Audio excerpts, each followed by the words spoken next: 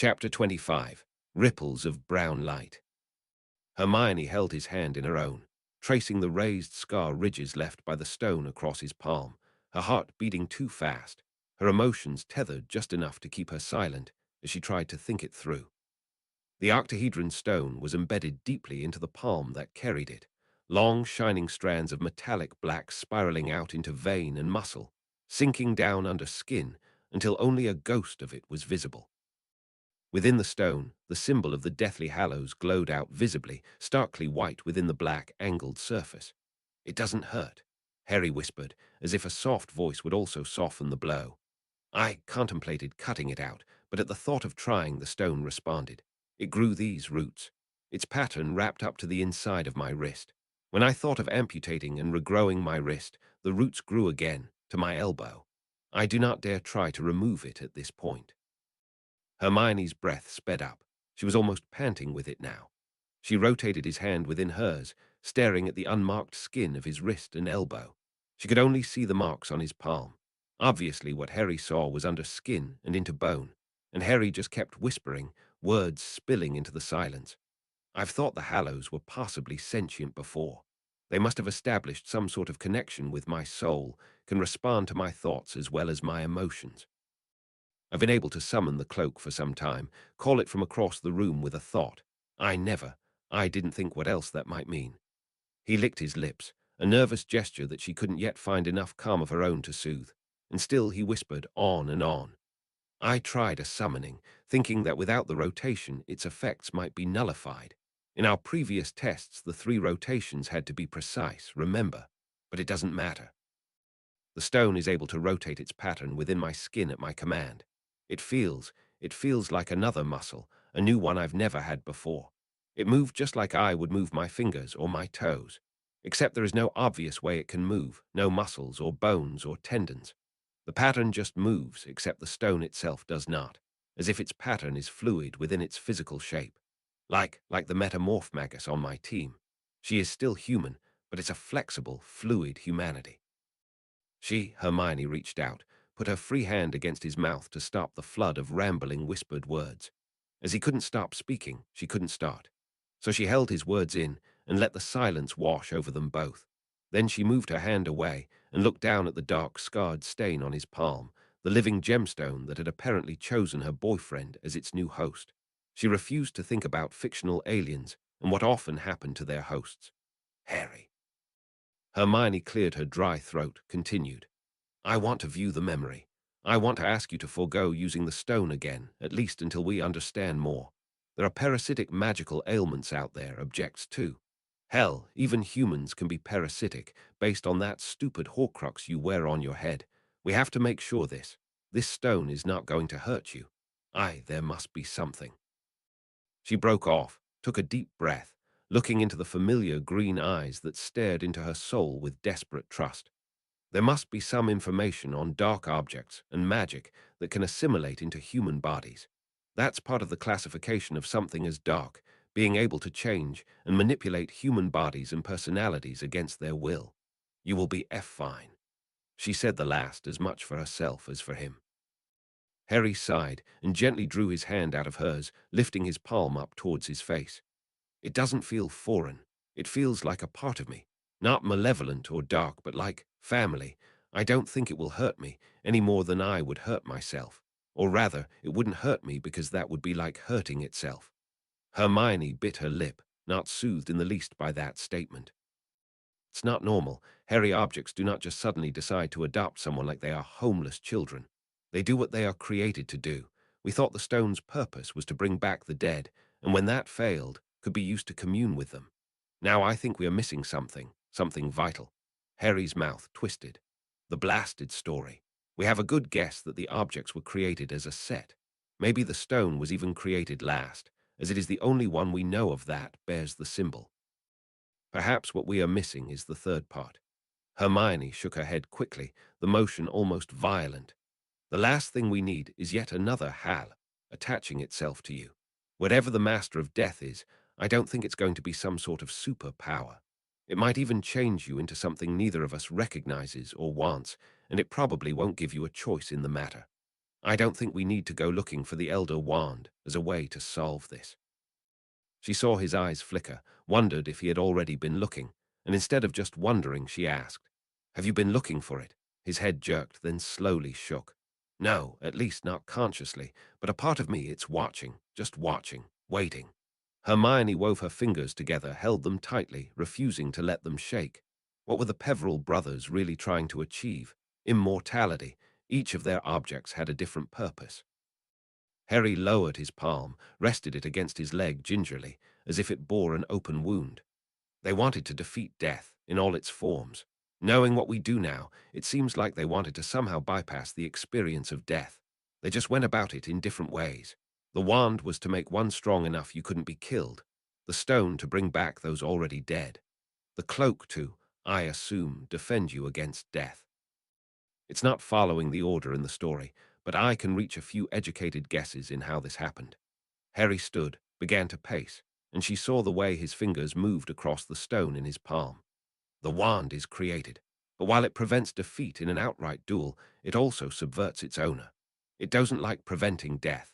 It is sentient enough to somehow, some way bring about death in another way.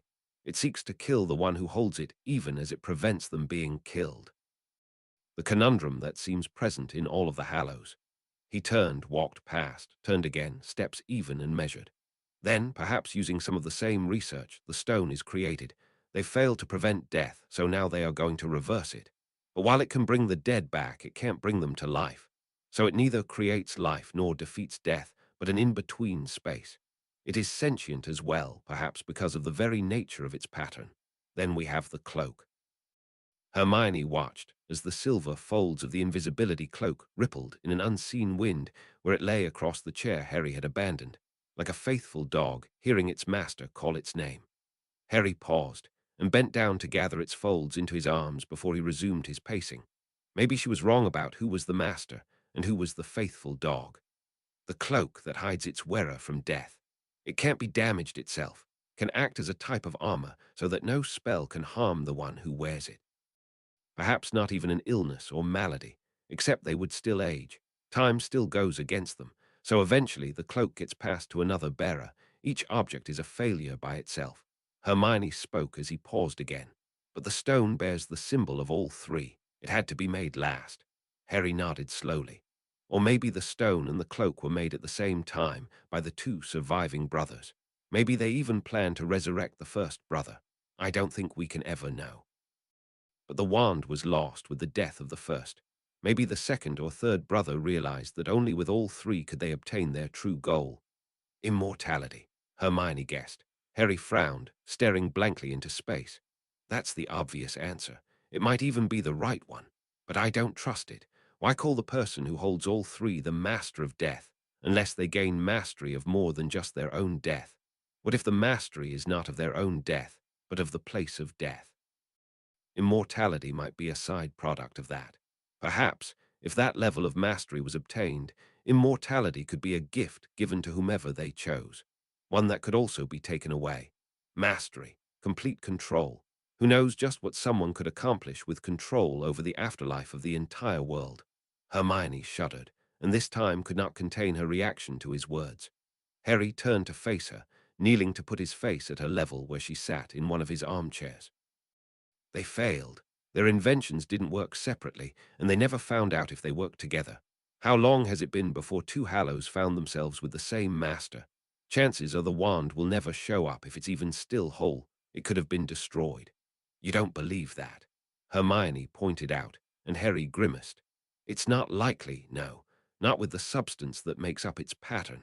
Something has to be part of our realm to decay or break down. But that doesn't mean the wand isn't sitting in an underground cavern somewhere, or buried, or simply lost in the woods. It would take a miracle for it to appear, and if it does, we would know. Some undefeatable wizard roaming the world would make the news these days. And if that happens, Hermione countered. What then? I know you. You would have to go see it at least. You might even decide to see if it really is unbeatable. She saw his face twist and knew she was right. At the lost look on his face, she sighed, reached out to wrap him in a loose hug. I'm not attacking you, Harry, she said softly. I'm not saying you aren't right either. I'm just worried what it means. We ought to be prepared is all. How do you prepare for something when you don't even know what you are preparing for? Harry was whispering again, leaning into her hold. Hermione pulled back, looking into his face. We do all we can to find out what to prepare for, of course. And meanwhile, we don't let a possibility ruin our lives, just like we haven't let the Horcrux ruin us either. She saw it pass over his face then, an idea, a moment of clarity. The Hallows respond to my soul alone. They haven't touched or manipulated the Horcrux in the least bit. Perhaps one will cancel out the other. If the Horcrux in any way abruptly tries to damage my own soul or pattern, one of the Hallows will react. I'm certain of it. Hermione wasn't so convinced. But she nodded anyway. Maybe, now. She sucked in a stabilizing breath. What are we going to do about the stone? I'm not sure how we will explain its new location. Harry rotated his palm back and forth, then shrugged, his smile lopsided when it came. Magic, if it comes up. A simple glamour would suffice to keep it out of any photos. Otherwise, it's just a unique tattoo. Hermione rolled her eyes in response to that one. You do know the Dark Lord Grindelwald practically worshipped the Hallows Rite, and now his symbol is actually glowing out of a stone embedded into your palm. It's glowing, Harry asked, a note of excitement in his voice. I wonder if that's fueled from the Hallows magic or my own. Does that mean it's active? A pause. How bright is it? Hermione slumped back and groaned. The September meeting of the Wisengamot started out as it usually did, with a reading of a general itinerary. Harry sat back in his chosen chair, both hands wrapped in light cotton gloves that covered his emerald hue with a lighter shade of verdant. Better than wasting magic on a glamour that some of the wizards present might see through was to simply wear a physical covering. None would question the choice, or think twice about it for that matter. Just gloves, after all. But Harry found he did not like the covering. The stone itched under the fabric, unhappy to be hidden away. It wanted to shine. It wanted to see and be seen. Even with no eyes, it chafed under the blindfold that kept its pattern blind to the patterns around them. It had enjoyed being a ring. Perhaps, if it got tired of its current form on his palm, it would be willing to detach itself and return to being a simple stone.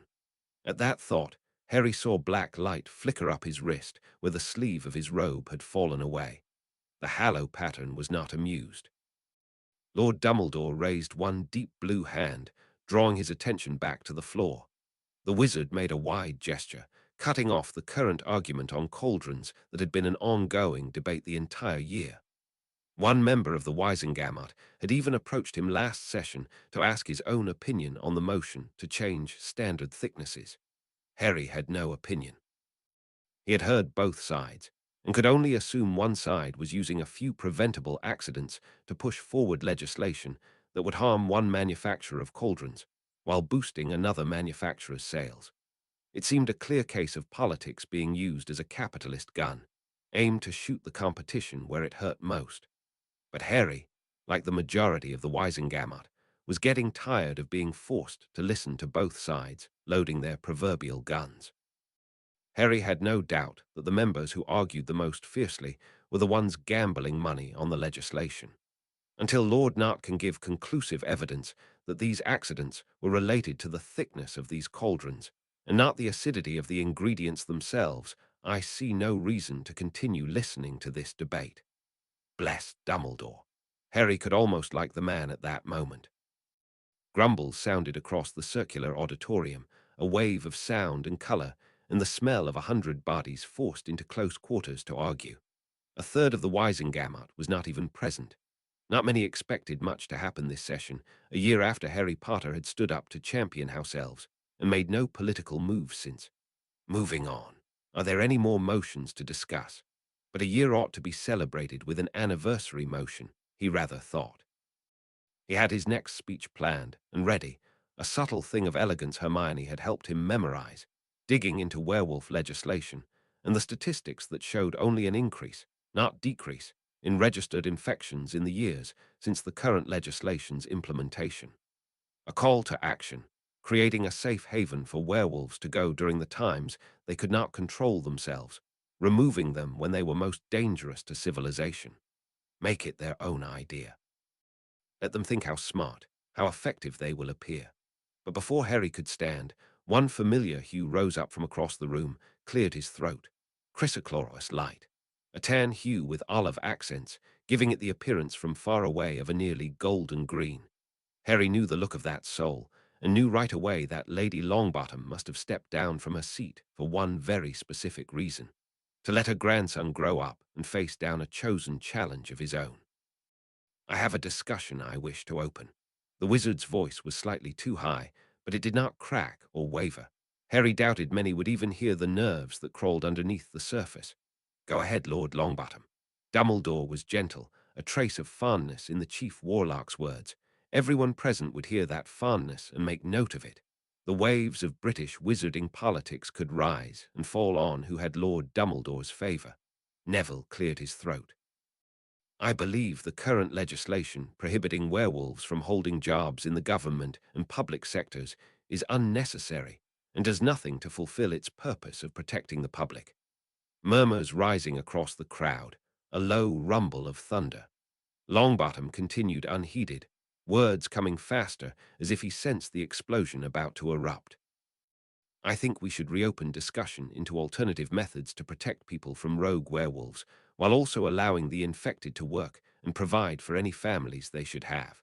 Werewolves shouldn't have families. One brown man murmured audibly nearby. Another voice echoed the sentiment. They should all be rounded up and put out of their misery. From his other side, Lady Gamp hissed in return, her old mauve soul a flare of rare, colourful emotion. That's despicable. Children get infected more often than not. Want to start exterminating children that get dragon pox next. Lady Gamp rarely spoke at meetings, and neither did the purple-red sangria tones of Lord Brown, who sat beside her, currently muttering his agreement of her words. That two neutral members could feel so strongly over this issue did not bode well at all. Neville was forced to speak louder, almost yelling over the rising voices all around them. Based on my studies, the current legislation has led to more infections than any other policy Britain has had in the past.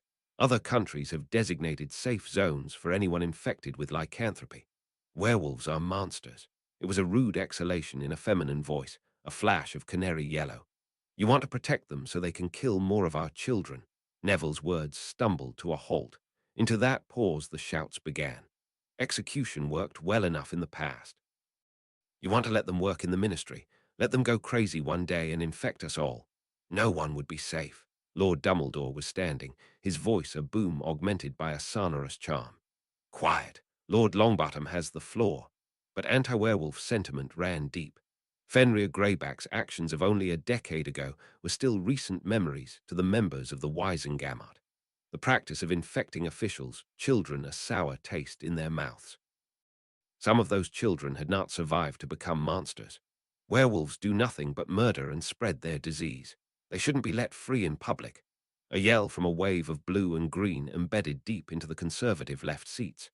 They are already in public, Harry said in response, his voice lost to all but those near him, who became silent in their wake.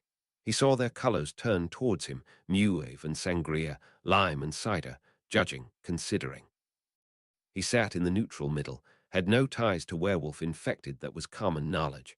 Those sitting around Longbottom were finally rising to defend him, Amelia Bones, high-pitched voice a cutting knife. Current legislation does nothing to protect the public. It only makes werewolves more poor and desperate. I second Lord Longbottom's motion. We should be trying to work on a solution to lycanthropy. It's been long enough. A male spoke up from the opposing side, voice just as cunningly sharp as Lady Bones. He was a pillar of peacock vibrance, green and blue intertwined into a beautiful soul. I agree with Lady Bones. We should be changing the current useless laws and think about far stricter ones. I've long thought the beasts should be registered and locked up for their own safety, if not ours. It took many a moment to gather what the peacock man had implied.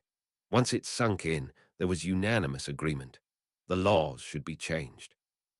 The only problem being that at least half of the room wanted those changes to be far more strict for werewolves than the current status quo. He wondered just how Neville Longbottom was feeling about his first foray into government service. After the session was finally adjourned, Dumbledore calling a halt to the constant bickering that had followed with no headway, colours began to swirl and group into clumps of like-minded individuals. Harry thought it interesting that the hues were evenly mixed. No one color tone stood out, but all consisted of red and blues, greens and yellow, purples and browns. A few came towards him, witch and wizards who wanted his own opinion on the proceedings, no doubt. He avoided them by simply turning his back and moving towards the right, where Longbottom was nestled in between the scion of Lady Bones and the deep midnight blue of Lady Marchbanks. He caught the tail end of the conversation as he approached. We can't let them turn this into a rush to make things even worse. I'm trying to help them, not get them all thrown into Azkaban or worse. The man sounded caught between crying or screaming in frustration. Lady Marchbanks spoke, her voice cracking with age, her lighter pulse as slow as the old shopkeeper who had told him the story of the Deathly Hallows. Lord Tripe had his nephew turned 20 years ago. The family abandoned him to the ministry, but the boy ran away and joined with Greyback a year later. Got killed by the Auras during the war, only 9 years old. He blames the entire thing on werewolves, though the way I see it, he only has himself to blame. Harry came to a stop, saw the three turn to face them, their unique color highlighting the bulk of their features with pulsing life. I think it would have been easier to push for research and a sanctuary to be built first, before tackling and overturning the legislation itself. But at this point, we will have no choice but to fight more legislation at the same time as overturning the old and getting a safe region set aside. We, Neville Longbottom asked hesitantly. Harry smiled. I agree with you that the laws do nothing to curb lycanthropy, and if anything exacerbate it. Proving that fact will help us a great deal. A good place to start, Lady Bones announced. I have contacts in the department that oversees magical creatures. They might have those figures or the ability to calculate them. Find out where the money goes. Harry added, find a way to make the ministry save money or at least spend less. That would also work in our favor. A sanctuary is not going to be cheap, Lord Potter. Marchbanks' gravelly voice responded. I doubt you could convince a fourth, let alone over half, of the Wisengamot to confiscate private land to set aside as a werewolf stomping ground. Neville's light brightened in a rush of emotion. I'll donate it. My family is large, owns a lot of land. Might not be the most wealthy, but we do have land. More color pressing in around them, more suggestions and comments. A core group of about 10 witches and wizards pledging their support. It wasn't many, but it wasn't a poor start either. The press isn't too good, Hermione muttered, the sound of rapidly flicking pages echoing across the kitchen. Some lady in the improper use of magic department, called Umbridge, is raising a stir about so-called half-breeds, less than human. She's also a member of the Wisengamot, appointed to a seat by Fudge when he was in power. I would have thought our last paper made some impact, but some people refuse to listen to common sense. Anything pro-werewolf. Harry asked, fork moving his eggs from one side of the plate to the other. He just wasn't hungry. Hadn't had much of an appetite in the last week, really. Yesterday, Amelia Bones did an interview, talked over statistics on werewolf attacks and infection rates. Common sense stuff, easily verifiable, but not good press.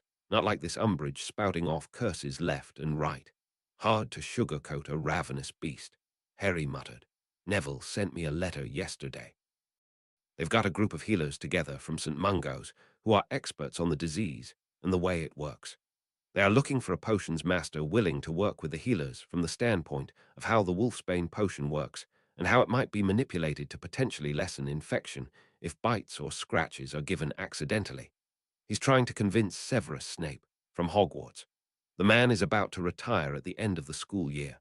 He used to make Weasley's potion when he was there. Hermione's light flickered, her head jerking up as the paper in her hand drifted to land on the table. Severus Snape. She groaned, shaking her head. I just had an insane thought. I hated the man in school, had to be the worst teacher ever for young children, so biased it was laughable. But he's retiring. Harry raised a brow. If he was that bad, I think everyone would be happy he's getting out of the teaching profession. Hermione stood, her chair scraping against the stone floor. But he still has to make money, right? Surely he didn't make enough at Hogwarts to retire gracefully. The Snapes aren't a pureblood family, right? So no huge trust fund or something. It's not only purebloods who are wealthy, but no, not that I know of. He was never dressed like he had a lot of money. He probably will need to supplement his retirement somehow. Hermione mused. Oh, what am I doing? I'll just owl him. Harry was lost. Owl him. She flung a blue-violet hand into the air. I haven't found a potions master to take me on yet. The wizarding world doesn't just have a school for potions students. I mean, not in Britain anyway. It's all set up through apprenticeships. And you only get the level of potions master when you invent a new potion or an innovative new way of making an existing potion, which is why there aren't many potions masters around. Harry sat back in his chair. Why not find a journeyman potions person then, or whatever they are called? Someone who knows what they are doing but doesn't have the title to prove it yet. Because I refuse to give up, she declared. And they are called potions journeymen once their potions master says they are no longer apprentices, however long that takes, or just called a potioneer. But not all potioneers are journeymen. Some masters prefer to be called potioneers or potion brewers. In fact, the elite group of potions masters in Britain is the most extraordinary society of potioneers. She hesitated a moment, and Harry knew she had more she wanted to say. He grinned when she abruptly continued, the flood of information spilling out as it usually did. She simply couldn't resist giving out information that might prove useful to someone, somewhere, eventually. It was founded by Hector Dagworth Granger. The last spelled the same as my own last name. I don't think we are related, considering I'm Muggle-born. Hector specialized in love elixirs, though he disagreed with calling them love elixirs, preferring to refer to them as strong infatuation creators.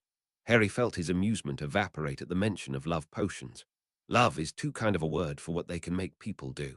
He muttered. Hermione paused, came to stand close by his shoulder. I'm sorry, I forgot. Harry shook his head, forced out a laugh. Don't mind me. Go owl, Professor Snape. Her hand squeezed his shoulder over his robe, a warm, comforting weight. Then he saw her light lean closer, her soft lips pressing briefly to his forehead, then moving to run gently over the scars between his eyes. I'll see you tomorrow. Reluctant words. Her eager desire to leave had apparently faded. He stood, turned to bring her into a quick hug. Yes, tomorrow. But when the door closed behind her and he turned to sit back down to his now cold breakfast, Kraken was waiting, his slender yellow form dipping into a bow. Flew for you, master. He wasn't going to have to force the food down after all. This time the hit wizard operation was routine, no surprises, no guards to take out. It was a simple warehouse, packed full with illegal goods. Winged Horse went in first, alone. Captain Matthews had reluctantly recommended the department call Hippogriff in to deal with wards designed to destroy the contents within when disturbed. The captain had said he could deal with them, with time and experimentation. But he wasn't keen on wasting that time and needed resources on a warehouse that could be dismantled by Hippogriff in less than a minute.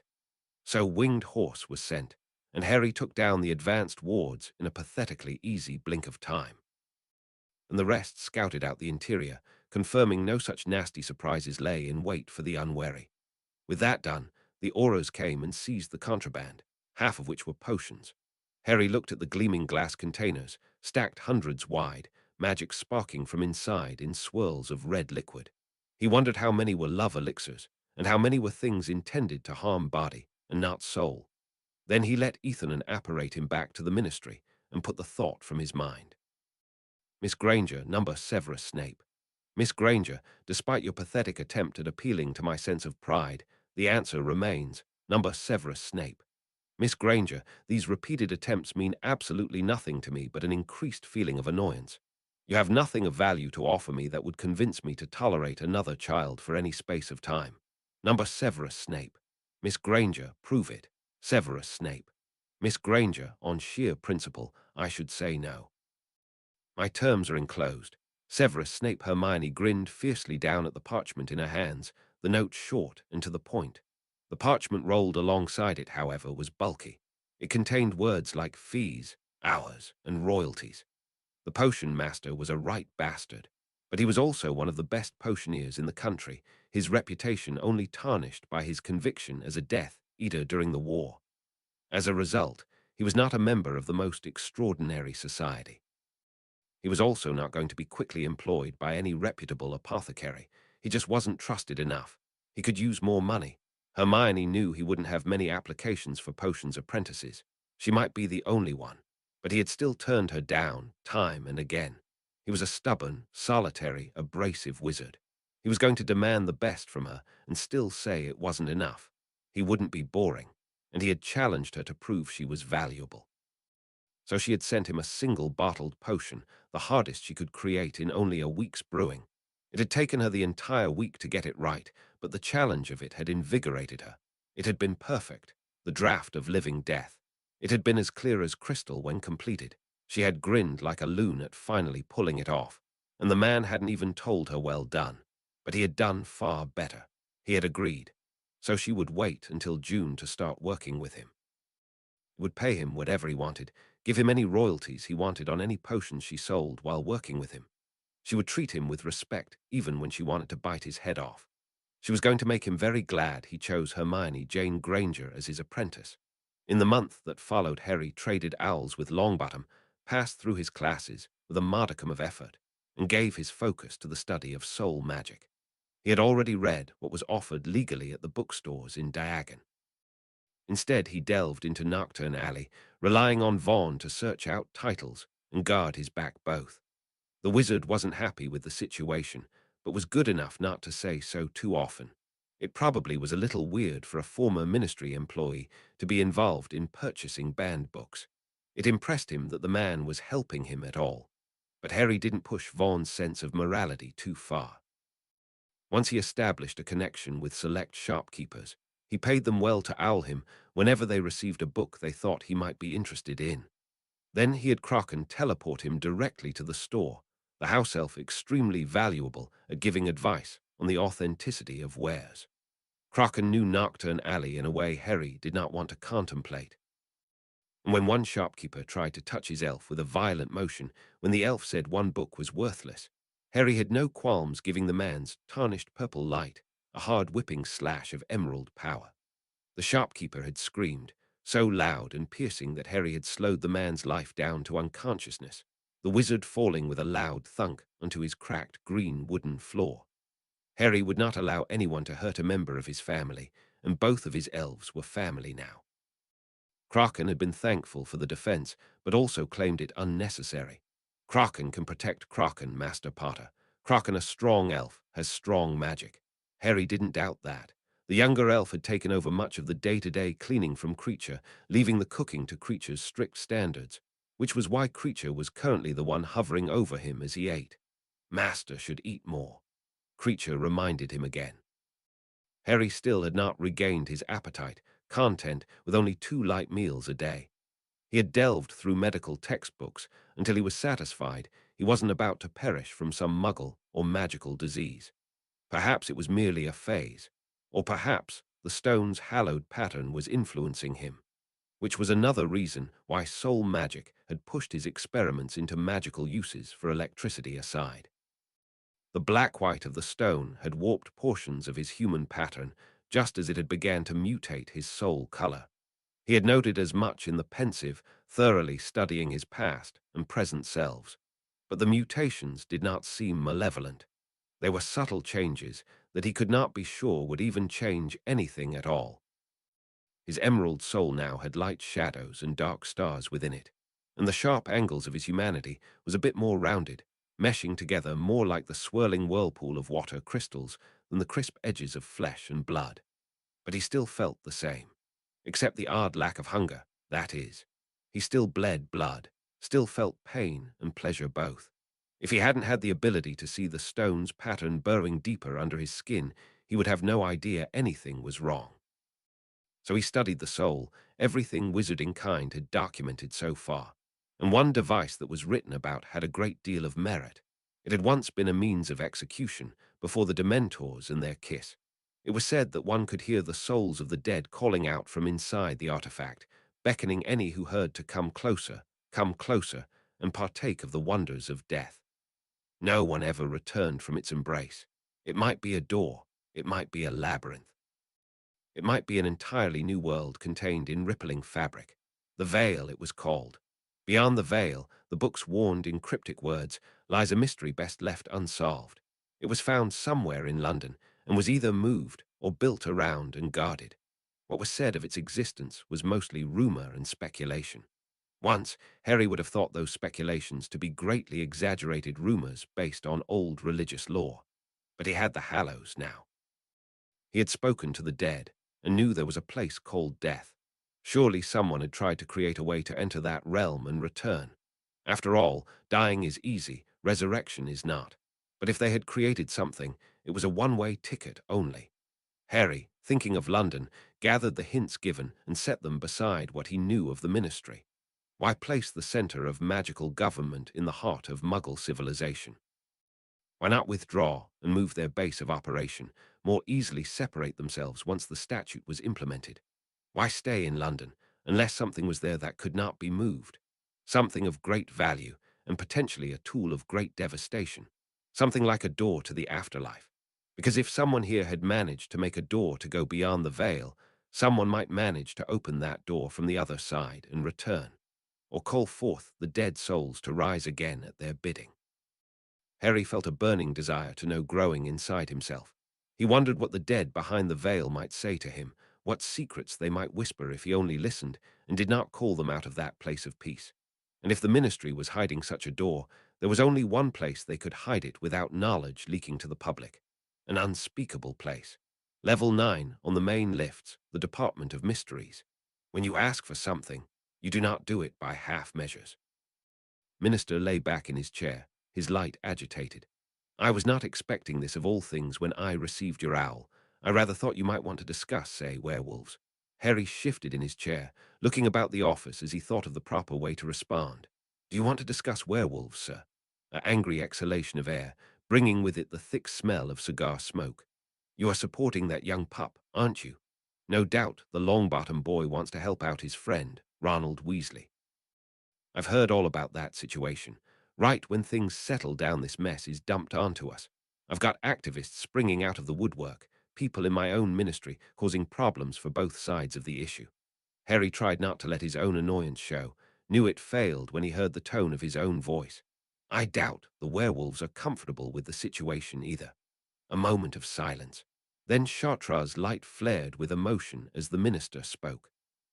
I worked years in the Aura department, and more years as its head. I know the damage werewolves can do if they set a mind to it. Semi-immunity to spells, even outside of the full moon, brutal strength, magical and physical both, increased senses, sight and smell. The list goes on and on. Sounds like they would make good auras. Harry pointed out blandly.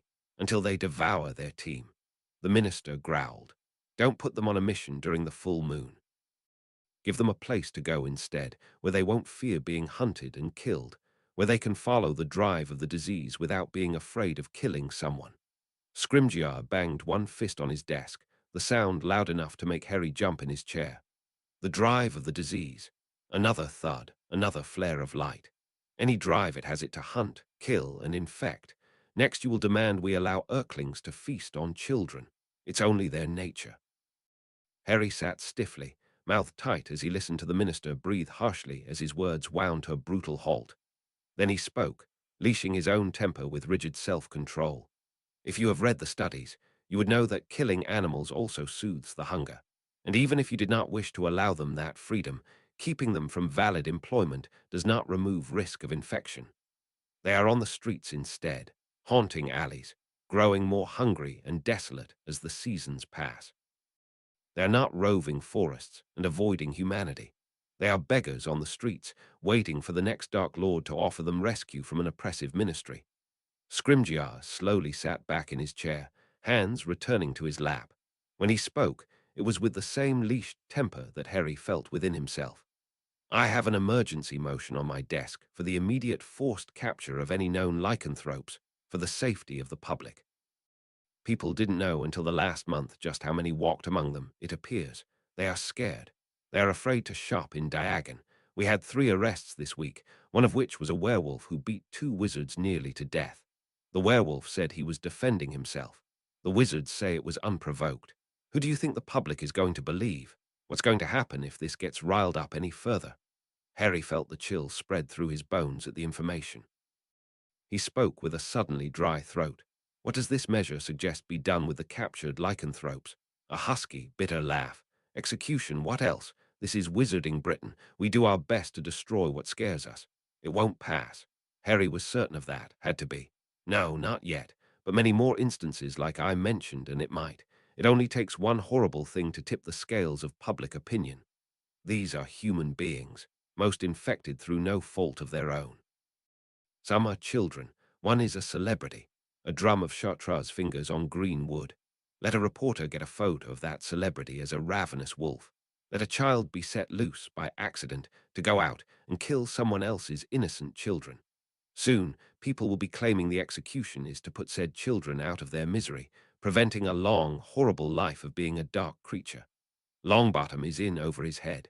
This is about to go very, very wrong. Harry thought of lepers and their colonies. He thought of Hermione and her grand dreams to save humanity. But could you save humanity from itself when it was so determined to be inhumane? The werewolves need to go. Harry said softly, heard the other wizard make a sound of surprise. Before the issue is forced, it needs to be their own choice and to a place of their choosing, a safe haven. My ministry cannot endorse that. It can't prevent it either. A privately funded, protected place. Transportation provided by volunteers. If Wizarding Britain doesn't want its werewolves, then it should let them leave. A grunt of agreement. You better hurry then. Take the ammunition away before they can use it against you. Harry didn't rise from his seat. He stayed there, trying to wrap his mind around what might happen. You would really let them legalize mass murder. Another bitter, angry laugh. This is a democracy, Lord Potter, not a monarchy. Even the Wisengamot is manipulated at times by the consensus of uneducated fools. No government is perfect. No, Harry muttered. I suppose not. He certainly couldn't name one. Harry slowly began to rise, already mentally writing his owl to Longbottom. He might just ask Vaughan to deliver him to Longbottom Manor.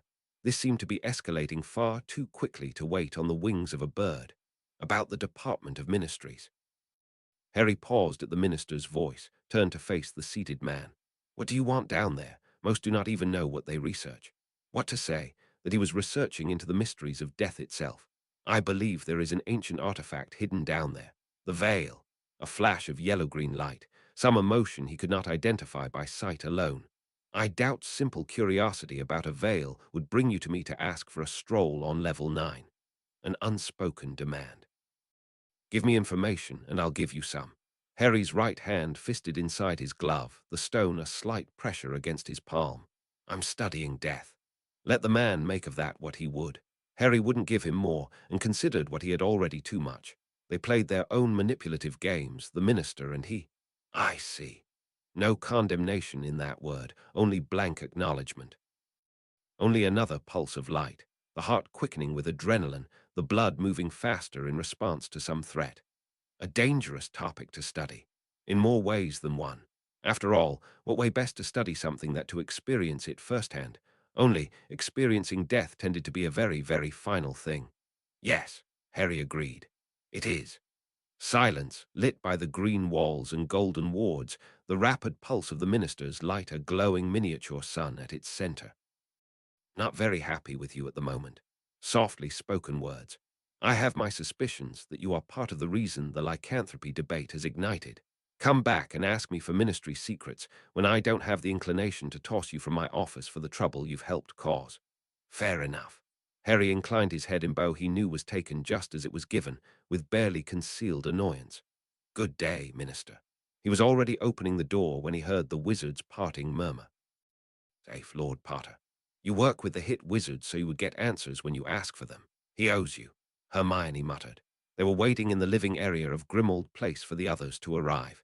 He had sent Vaughan and Fallen both with letters to deliver to each of the witch and wizards who were spearheading the pro-werewolf movement. They needed to act, and fast. He didn't have much energy left over to think about the veil and the stone wall the minister had placed in front of him. It's fine. I'll deal with it later, she grumbled under her breath. Makes me want to write a paper on the trustworthiness of ministry politics. A flare of anger spread in Harry's gut. He ran a hand through his hair, the length of it longer than his normal preference. That last paper could lead to people getting killed, Hermione. This entire thing has spiraled out of control. We only told the truth. The truth hurts. Harry grimaced at her response.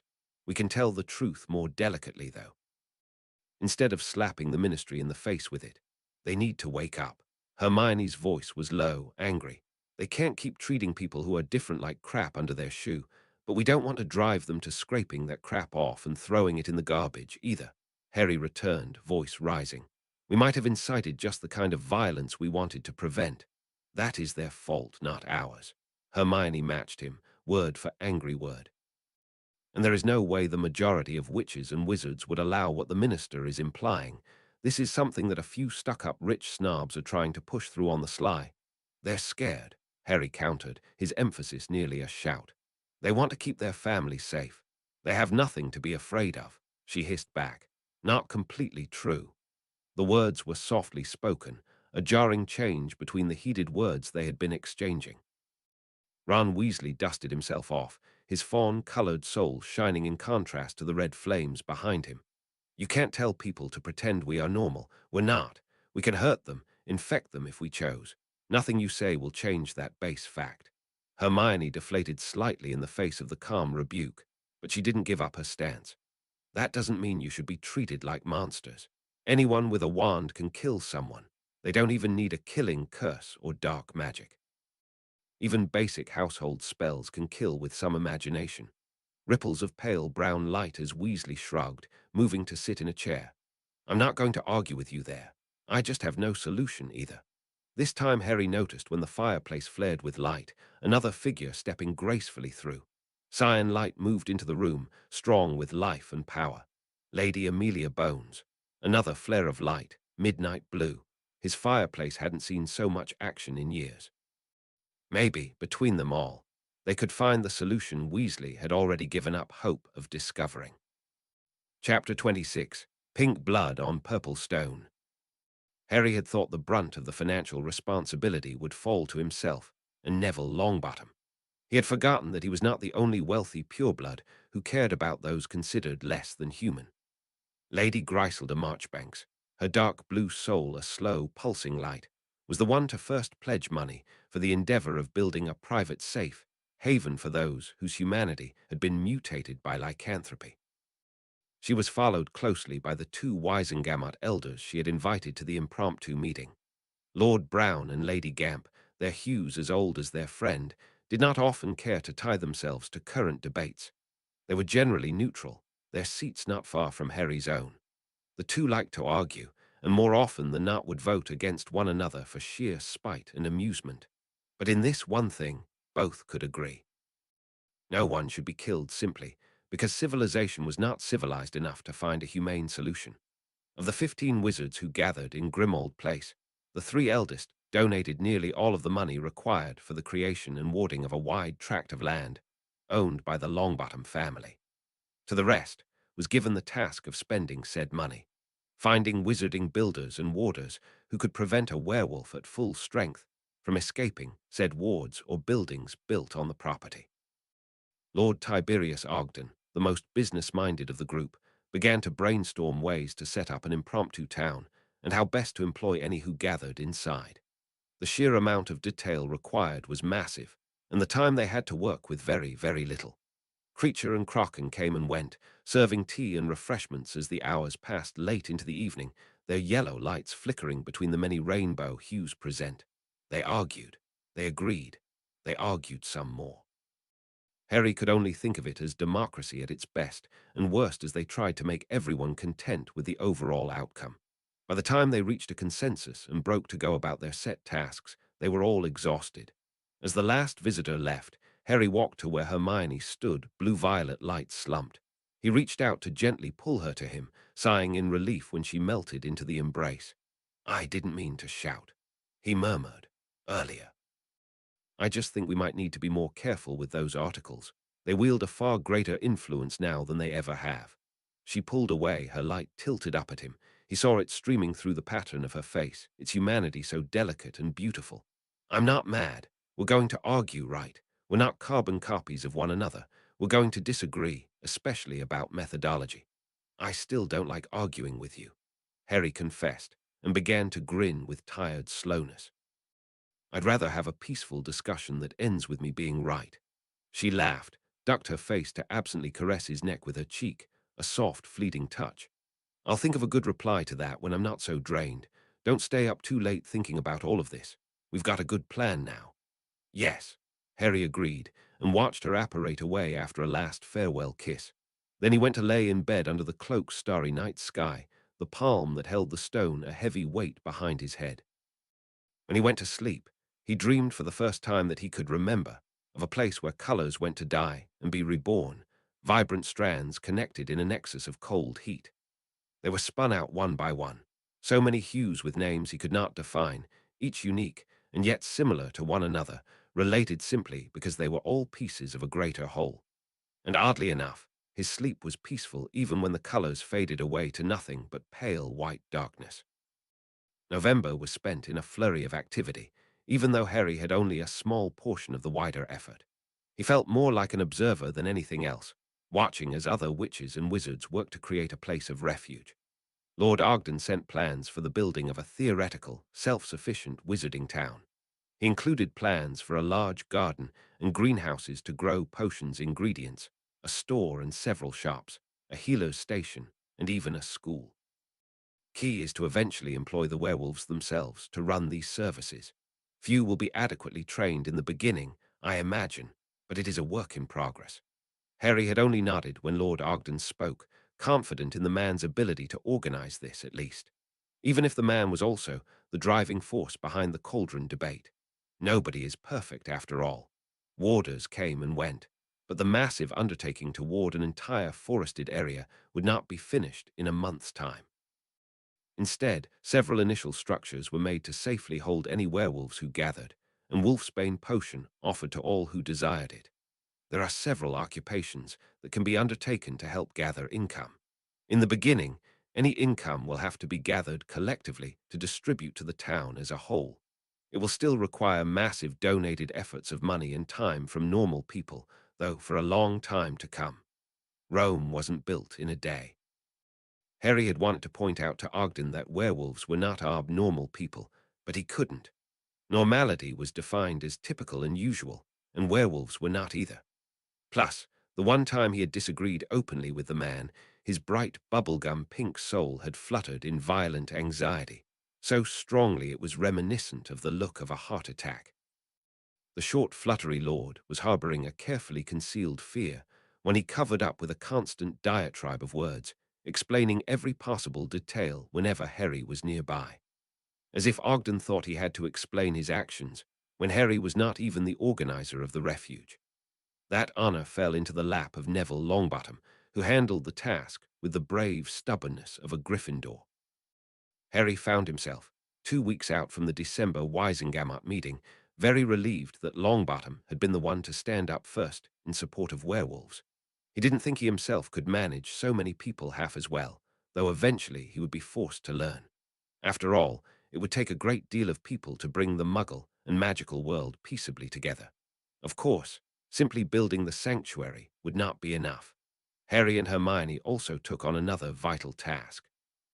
They had to find and contact as many werewolves as possible before the December Wisengamot meeting and invite them into the growing sanctuary. It had a name now, one that was both ironic and a hopeful wish, non mordir, a simple Latin statement that amounted to, "We do not bite." Weasley had suggested it first, in a fitful spike of temper when other, fancier terms were suggested. He had balked outright at a town called Moondance. Quit coming up with sissy names. Who wants to live in a town called Moondance, or Moon Itch, or Moon anything? You might as well call the place Moon Slaves if you want it to be accurate. Or Biters. Or better yet, we don't want to bite you, so get the hell out of this place during full moons. Obviously, they had to shorten that name a bit, give it a less threatening spin. Harry rather thought Nolumus Mordir. We do not want to bite would have been more appropriate, given that the werewolves certainly did bite. But non Mordir was what the majority decided on. So an article had gone out in the Daily Prophet, one written by the venerable Viola James, whom Hermione had volunteered to ask for help. It had spoken in carefully crafted words of a haven being built for those cursed with lycanthropy, a place they could go to be free from persecution if they wished, a place where they could be free to be themselves, not locked in cages to dig and bite at their own skin, but also a place where they would not have to worry about harming their families or neighbors. There would be housing for non-werewolf family members if needed. There would be work, jobs. It was a possible beginning, a possible new life. It was hope. and the werewolves began to gather in ones and twos and threes, a trickle that turned into a flood, many bringing along family members who were not cursed but refused to leave their side. Children carried by uninfected parents or older siblings, brothers and sisters, mothers and fathers. Some entire families of werewolves, people who had wandered from town to town, trying to make what living they could doing odd jobs. Others were dressed in better clothes, witches and wizards who managed to make a good living despite the ministry rules, but who now feared for their lives in the current political climate. Refugees from a war that hadn't happened yet. An extermination Harry refused to let happen without him doing everything he could to prevent it. Only in the wizarding world could a fully functional town be built within a few weeks. Houses springing from the ground and building themselves, materials teleported in via portkey in crates larger than said houses. And it wasn't only witches and wizards who did the work.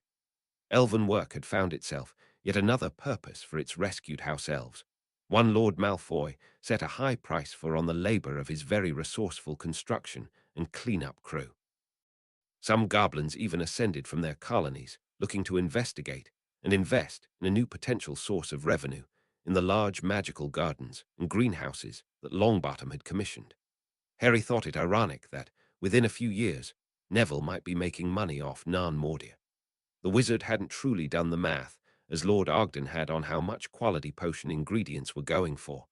They were setting up what could potentially become a lucrative town focused on commercial magical agriculture.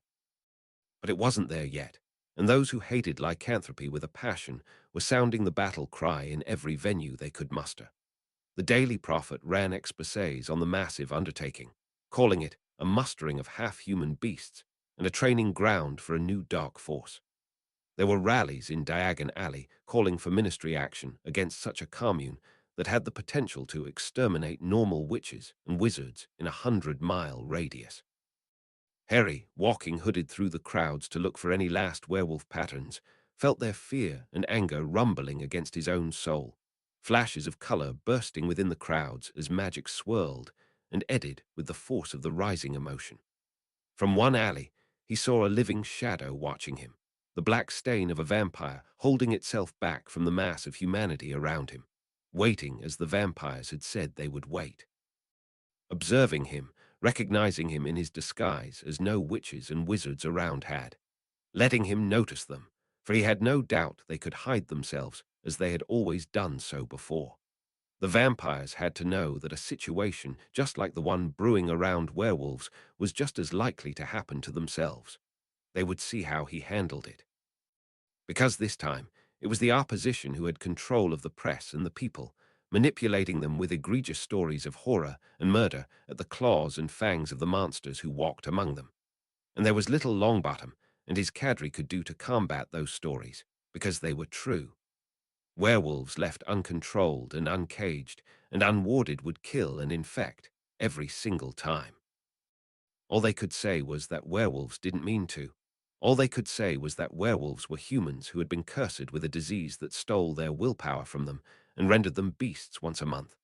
But that only made many more afraid, only gave umbrage and tripe more ammunition. Under the guise of helping, they would incarcerate every infected person and cage them for the rest of their lives. Eventually, they would pass a motion to euthanize them if they could not get that portion done right away.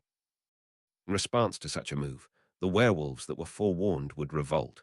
They might decide, if they were going to die, they would do it free and take as many bigots as they could with them. In their desperation, they would only prove themselves to be the monsters that the ministry said they were, and humanity could pat itself on the back for a job well done when they killed the very last one. It was a horrible potential future, and as he feared, the full moon fell exactly 2 nights before the next session of the Wisengamot. If anything was to spur the anti-werewolf movement in either direction, it would be on that night. They've hired guards on the outskirts of Non-Mordia's half-finished wards, some from JTP, as we recommended. Hermione said softly, her tea cooling between her fingers. Not to keep the werewolves in, but anyone else out. Neville's afraid some protesters might try to get inside. I think we've found all of them that were living in Diagon and Nocturne.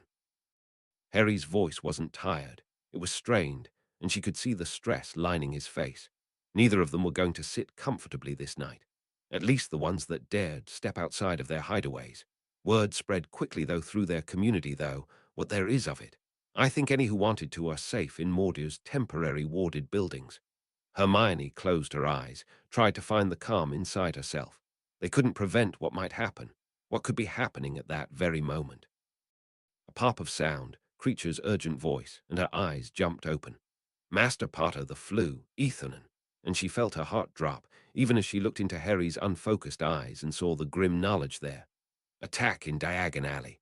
Ethanen's voice was matter-of-fact, quick and sharp. Estimated to have started 10 minutes ago. 2 casualties reported so far and transported out via the flue they escaped to. We go in, apprehend the beast or beasts, and withdraw to let the auras handle the rest. Backup is being held in reserve upon our signal if we cannot handle the situation. We go in alone for now, eliminate the increased possibility for confusion and crossfire.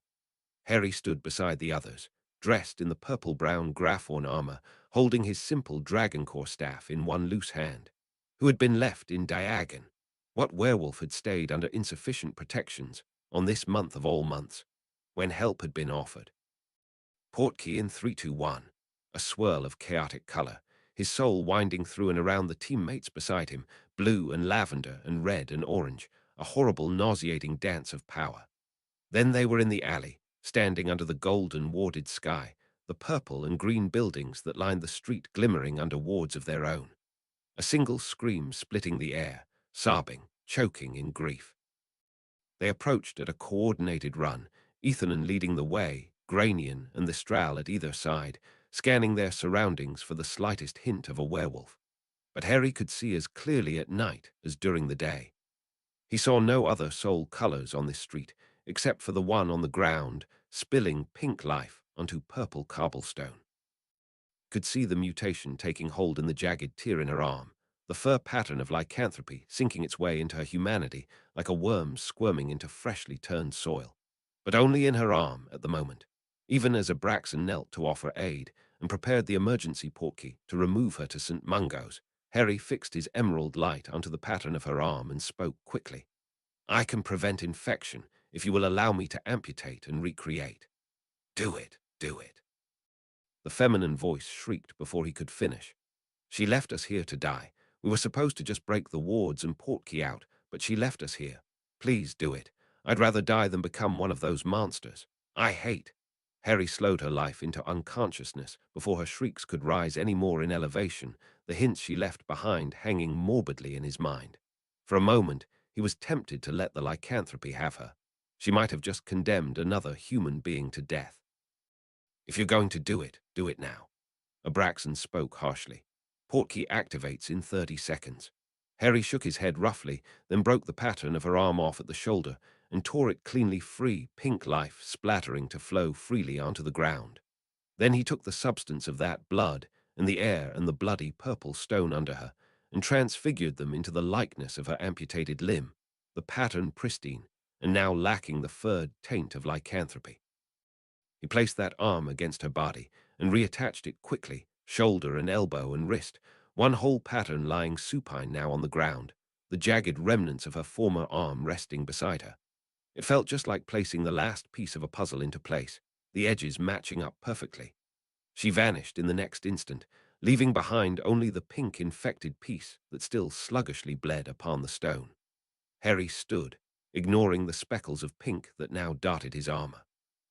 The others said nothing. The questions would no doubt come later when they were out of the hostile situation. A howl, distorted by buildings and space. They followed it, checking side streets and alleys, moving deeper into the heart of Diagon. Away from Nocturne and towards Gringotts, which was open all night, one of the few businesses that operated so in Diagon. He smelled burned fur, charred and fresh. Heard the growling frustration and anger, the metallic clang of a body against brute magical force. Then they turned a corner and saw the tableau. Gringotts' golden wards had been activated between its wide purple doors of solid metal. He could not see behind those wards, but heard Granian's muffled curses. Fucking goblins just standing there doing fucking nothing. And against those solid, impervious wards, a werewolf crouched in the familiar hue of a red human soul inside a immature lupin pattern. Bright, cardinal red. a tone that had been so cheerful and full of hope. She had been singing the last time he came upon her. She was only a teenager, and someone had purposefully set her free, knowing where she was caged, knowing she had no wolfsbane in her system. Standard formation. Approach as a unit. Ethanon was speaking, and Harry felt that frustrated rage building hotter inside his heart. 2 casualties already at St. Mungo's. Dead. Infected. Plus the one attacked on the street. There would be no mercy. The anti-werewolf group would get exactly what it wanted unless someone could prove their own culpability. An idea stirring in his brain. Let me take her down. I need to go to St. Mungo's now. Quick words said to Ethanon, who turned her blue head to look towards him. That light jerked down in a nod. He wasn't supposed to be too obvious in his use of magic. He was supposed to pretend to be normal, do normal things where others of the public or ministry might see. Save his power for those times when it was needed for, as the minister said, a miracle. But he didn't have time to pretend if he wanted to save Kelly Valapoli's life. Harry reached out with his power as the red wolf lunged again for the golden wards, smelling the humans beyond, still unaware of the closer prey at hand, the wind working against her. He took a hold of her rapid life, so full of energy and magic, a maelstrom of wild power, and he slowed it down, saw her form falter and crumple to the ground. There it flickered wildly, attempting to fight the deep pull of unconsciousness as no unmutated human was capable of doing. She won't be out for long. Secure her, but try not to hurt her, please. Harry hesitated to add the last. Ethanon gestured toward the others. Do it, then send up the signal. Resolution blew, reaching out to take his arm. Now St. Mungo's, you said. She placed a portkey of glowing white into his palm. Gratitude fluttered through him that he did not even have to ask. Yes, thank you. He heard the grim smile in her voice as she spoke. Find out which bloody idiots did this. The hospital was a buzz of activity and color. The sterile lemon smell of magical sanitation charms a cloying signal of where he was. Harry had arrived inside the partitioned triage room set aside for any injured arrivals from the hit wizard teams. A healer approached him immediately, her words brisk. Where are you injured? Harry shook his head, reached up to pull the mask from his face with one hand before quickly divesting himself of the armor, leaving him in simple green trousers and shirt. And the bundled cloak, which he had rolled and wrapped around his waist into an impromptu belt of shadow and stars before he left Grimmauld Place, following an urge he hadn't been able to deny. The healer gasped, her light stuttering as her forward momentum stumbled to a halt. Potter, Lord Potter, sir. I need to be taken to the people injured in the werewolf attack in Diagon Alley, right now. And I need someone to send for Head Aura Robard. Have him meet me there. Oh, of course, my lord. The woman stammered, whirling to snap at another pattern that sat frozen behind a green desk. Then she led him from the triage station and out into the hallway. Some days, it was actually a good thing to be the blind sorcerer. The first victim lay supine on a green carton bed, its soft surface elevated by thin purple metal and red charms. Lycanthropy had sunk into his right hand and leg, crawling up his limbs to approach the trunk of his body. It was almost too late. Wake him up. Harry told the healer who had stood up at their entrance. The grey soul snorted. I don't care who you are. You don't march into this room and wake a man in a healing coma. He has dealt with a lot, has to deal with much more when he wakes. I can remove the lycanthropy. Harry semi-lied. But I need to speak with him first. Preposterous. Grey arms folded against a chest, wrapped in green robes and red sterilization charms. I've learned to quit saying that. Salmon light at the door, brushing gawking healers aside to slam the door in their faces. This had better be worth it. Harry didn't answer Robard's statement or ask the wizard how he arrived so quickly. He only reached out and took a hold of the sleeping wizard's light and woke him himself, the man groaning aloud as he was forcibly awakened. The grey healer jolted, springing forward with his wand in hand. Brisk word from Robard stopped any potential spells before they could be cast, sending the healer stomping for the door with a brutal slam of noise. Harry ignored the commotion and looked down into a face drawn tight with pain, a large nose above a larger mouth. Do you know who I am? Harry asked, and the man's head dipped in a nod, eyes wide. Then believe me when I tell you I can reverse your lycanthropy, but only if you tell me and the head aura here exactly what you were doing in Diagon Alley tonight. A single moment's pause, his throat barbing with a nervous swallow. Harry saw it all in the emerald light of his look, how the man's eyes flickered from side to side with quick glances, how his tongue darted out to wet dry lips. Then the man told them every single detail in quick, halting sentences, along with a vow to testify the same under veritaserum at the soonest opportunity. When the man was finished, Harry removed his right arm and leg without preamble, not bothering to first slow the man into sleep. The scream that rang out died as soon as it began, unconsciousness the body's own choice to escape the shock of pain. Was that truly necessary? Robard asked mildly. Orange-pink light quickly turned away from the grisly scene. Harry transfigured the new limbs and began to attach them, eyes narrowed in anger. As far as I'm concerned, I'm dealing with a man who attempted to murder a teenage girl tonight. Fair enough. The older wizard grumbled. Warn me next time. Harry stepped away from the bed, the infected limbs left on the floor like the abandoned pieces of a doll, except for the fluorescent blood that sluggishly crept across the floor underneath them. Let the healers come back in. We need to go see the other one. The second man was bitten on his midsection, and the humanity of his pattern already mutated in every place it mattered. He had been savaged, pattern shredded and torn, entire bites taken from multiple injuries. He was lucky to still be alive. Harry did not consider himself anywhere near experienced enough to recreate an entire body from the neck down.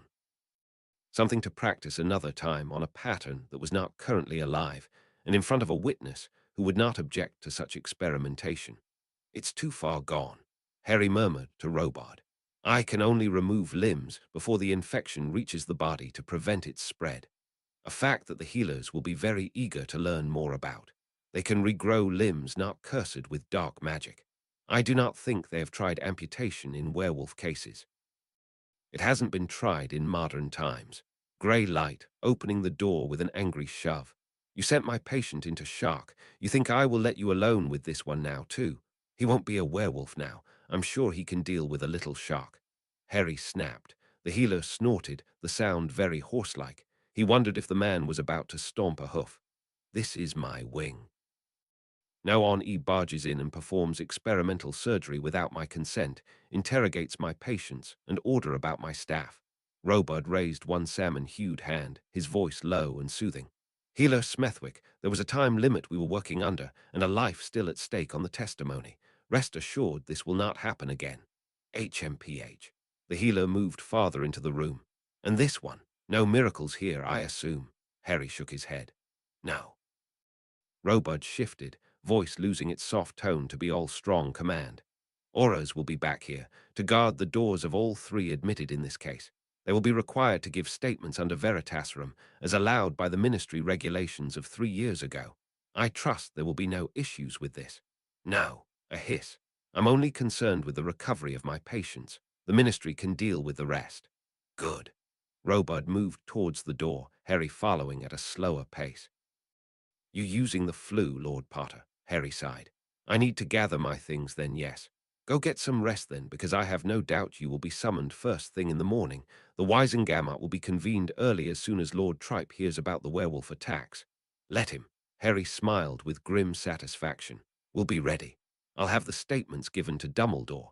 Better this come from a neutral source. Harry had to nod at that logic. Good.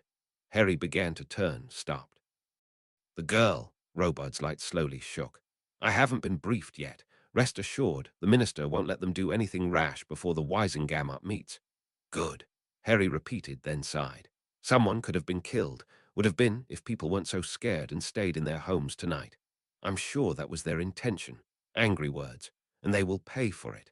I think we can all agree that these latest attacks only highlight the need for more vigorous policies regarding werewolves.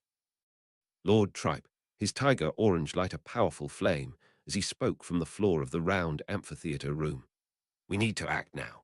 The people want to feel safe when they walk their own streets. The Wisengamot was gathered, nearly the entire assembly summoned from their beds and their houses in the early morning hours. An attack in Diagon Alley, the first attack since Fenrir Greyback's pack terrorized the populace with Lord Voldemort's approval, had been enough to call them together a day and a half early. Murmurs of agreement rose from the crowd as Lord Tripe sat.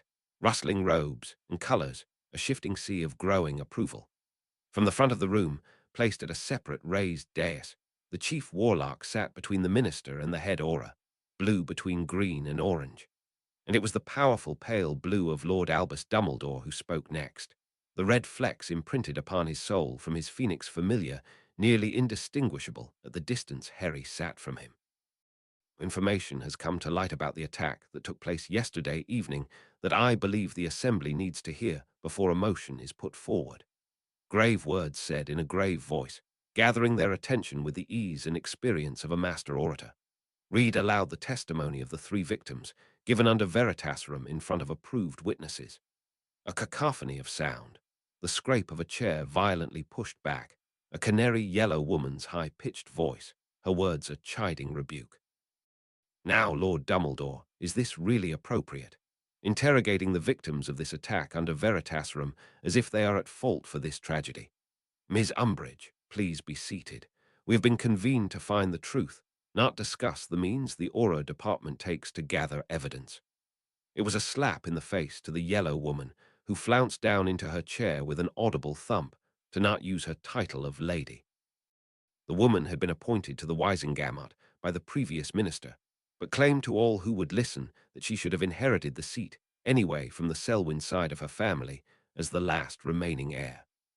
No one could officially prove or disprove that she was a Selwyn without a sample of her blood, which was why most erred on the side of political caution and called her Lady Umbridge despite what they might suspect. To not do so now, in front of the entire assembly, had to rankle. If we can begin, please, Dumbledore requested, and the court scribe scurried forward to take Lord Tripe's previous place. A sonorous charm worked into the white runes beneath his feet. All would hear what was said when someone stood on the floor of the Wisengamot. The testimony of one Caldwell Periwinkle, spoken under veritaserum to Auras Williams, Matthews, and Gillian, with head healer Smythwick of the Di Llewellyn ward present as witness. Mr. Periwinkle is in severe condition, with injuries to his chest and internal organs. He's also now infected with lycanthropy and has been returned to a magical coma to complete the healing process. The scribe cleared his throat and continued with the rustle of paper. Mr. Periwinkle now speaking. I left my shop an hour after closing, locked the doors, and began the 15-minute walk to Gringotts to deposit the day's profits. After only a minute or two, maybe three, I saw these three people loitering outside Miss Gilligan's little whole goods grocery. I always check in at a shop when I pass, as is my habit. Miss Gilligan is a really nice witch, very pretty and kind-hearted. I really like her. So I always look. These three had their wands out, and I thought maybe they were breaking in or something, which was odd because this was a very busy street normally. Except it wasn't, because tonight was the full moon, and we had all read the notices put up in the Daily Prophet. I thought it was all a little bit ridiculous personally. The rambling words, read aloud in a monotone by a wizard, lacked the personality that must have stuttered and paused on certain words. Harry wondered if it was the veritaserum that also made the man admit why he had a habit of looking at Miss Gilligan's storefront. He had studied veritaserum briefly years ago when Hermione's cousin could have benefited greatly from its use. It wasn't foolproof. It made the user speak what they believed to be true, not what was always actually true. It wouldn't be enough on its own to prove anyone's guilt or innocence, but it certainly wouldn't hurt in this case.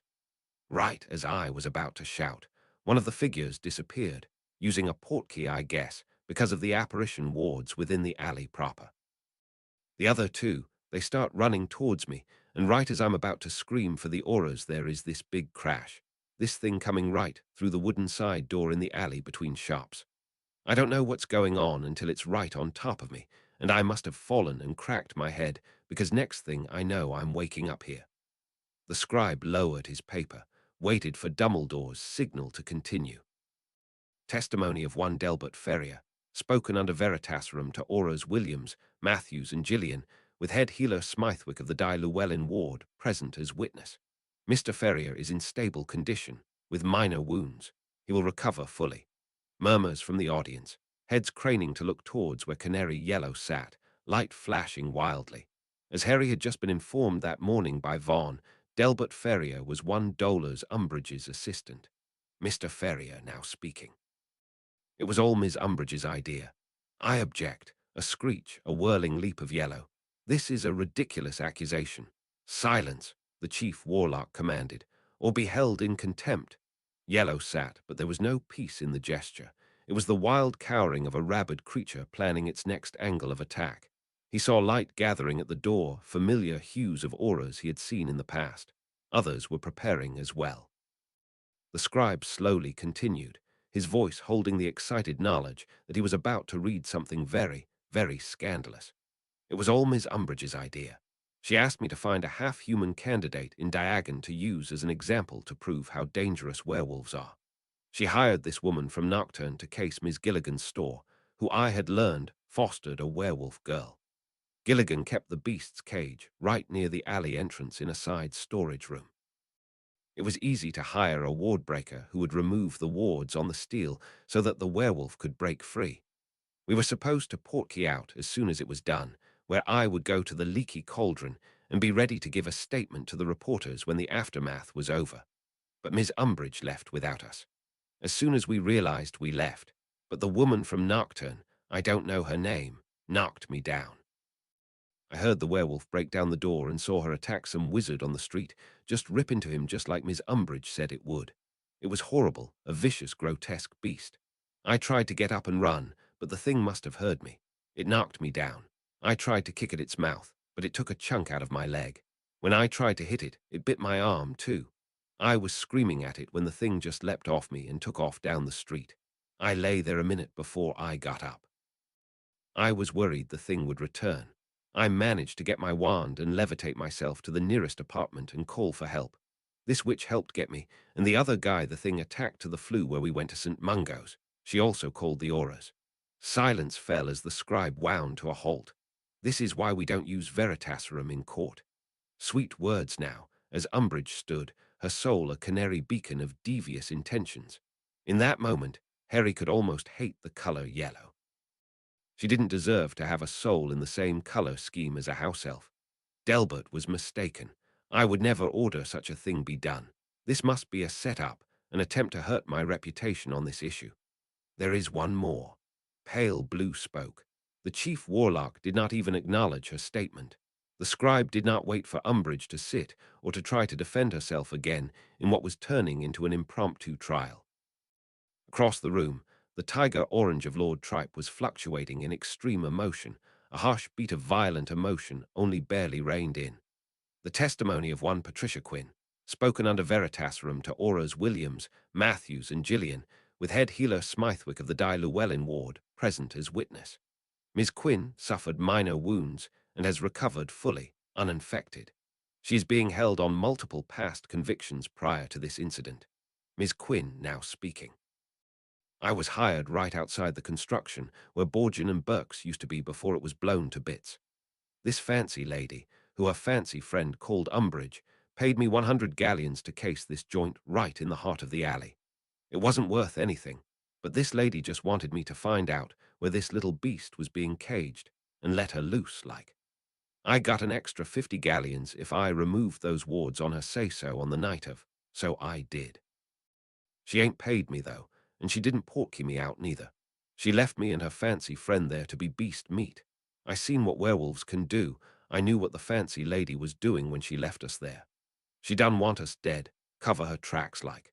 So I knocked over the fancy and tried to get down a alley onto a side street, thinking maybe the beast'll be distracted like by the other two. But it done had my scent, I guess, 'cause next thing I know the thing is right behind me. I get a good strike at it before it got hold of my arm, but not my wand arm. I got it point-blank solid between the eyes with a good specialty hex and sent the thing off to find easier prey than me. But it done sank its fangs into me, so I figure I'm good as dead anyway. The scribe stopped, lowered the green papers in his hand. With a dip of light, Dumbledore sent him off the floor. Everyone was silent for a heartbeat of time. Then, to his surprise, Lord Tripe spoke, and in the quiet his voice carried around the room. You horrible, callous, unfeeling bitch. Later, Harry figured it was sheer shock that stopped Dumbledore from halting the man's diatribe before it could truly begin to rage. You let one of those monsters free on our streets. You think this would help our cause? Imbecile, people live in Diagon Alley. Children. Innocent people. Lord Tripe, please. But Tripe wouldn't be stopped now by anyone, not even Dumbledore. I was in the alley last night with my grandson. I was in Gringotts when the goblins activated the wards. You traitorous bitch, you knew. The rising grumble in the crowd, arguments flaring and falling silent as the older wizard's scream rang in their ears. Did you plan to kill me too? Make an example of me to push through your precious legislation? Do you hate them so much you would put even your allies in danger? They are evil. Umbridge finally defended herself, the drama unfolding better than any planned play ever could. They deserve to be killed, every single one, just like all other half-breed filth, less than human monsters. No price is too high to pay. No, enough. The chief warlock stood, and pale blue magic swept over the crowd in a general silencing charm. Harry saw it fall upon his emerald arms and hover there, trapping all sound below it. It took a powerful wizard to spread his magic so far and wide. Enough. In light of this new evidence, we will now break for the day. Auras, arrest Ms. Dolar's Umbridge. Tomorrow morning, we will reconvene for the trial of all involved in this crime. In the meantime, all parties can seek legal counsel and advice. Dismissed. As soon as the chief warlock retook his seat, his power withdrew, and sound returned in the loud roar of dozens of voices speaking over top of one another with questions and demands. Harry only sat and fought a sudden headache as colors mingled and swirled as 40-odd souls tried to make sense of the rapid change in events. He figured it was irony that the December session of the Wisengamot would begin with a trial of one of its own. The day before had not been wasted. The Aura Department, led by Robard's dogged determination, had uncovered more witnesses involved peripherally in the scheme, unknowing of its full extent. No one really liked Umbridge. Many of her employees in the improper use of magic department more than eager to see her fall from grace. Lord Tripe was not involved, a fact that disappointed Harry to an extent. He had hoped to get rid of the opposition in one fell sweep, but he would settle for seeing the last of Dolar's Umbridge, which was what the final verdict was. Incarceration in Azkaban prison, minimum sentence of 50 years for the attempted murder of at least 3 people, one of which was another ministry employee. Added to it was a few charges of endangerment to the public and tampering with the wards caging a dark creature. It didn't feel like enough, but it would deal with her for a very, very long time, during which he doubted Miss Umbridge would be on her best behavior. Mr. Ferrier was also charged, as was Miss Quinn, both of whom played integral parts of their own. The young werewolf, Kelly Valopoulos, was found to be in compliance with ministry standards, her escape no fault of her own or Miss Gilligan's. Harry doubted the girl would see it that way, though. Werewolves remembered everything that happened during full moons when they regained their senses. The Wisengamot session afterwards was almost anticlimactic. Lord Tripe had his same arguments, the ones everyone had been reading in the paper for the last months. Lord Longbottom had his research proving werewolves were safe outside the full moon and possessed their full mental faculty outside that one day. It was a stalemate that came down to the pure intentions of the infected. Lady Bones brought up the growing sanctuary as a temporary relief for werewolves from stifling ministry laws. Lord Ogden pointed out that the ministry ought to sponsor such warded areas for law-abiding werewolves to be caged safely during their troubled time of the month. Lord Tripe countered with examples of rogue, feral werewolves in times past. Lord Neville mentioned the many peaceful protests that had been organized by countless werewolves over the years. The session ended with no clear winner once again, but no loser either. They had another few months of politics and rallies ahead of them. But Harry was more than ready to set the matter aside for a few blessed weeks of peace. She was waiting on the doorstep of Grimmauld Place, holding the hand of a woman whose light shone in amber tones. "Lord Potter, we are so sorry to disturb you. I'm Miss Gilligan. Kelly and I wanted to see you." The girl's cardinal red light was still whole and unbroken, though he saw the shadow imprint of cracks that had begun to stress its surface color. But cracks could heal without scarring. Harry opened the door and beckoned them inside, still wearing the elegant robes from the Wisengamot session. He had only just stepped from the flue when Kraken met him with the news of his visitors. "They already let you go?" Harry asked, then wanted to kick himself for it.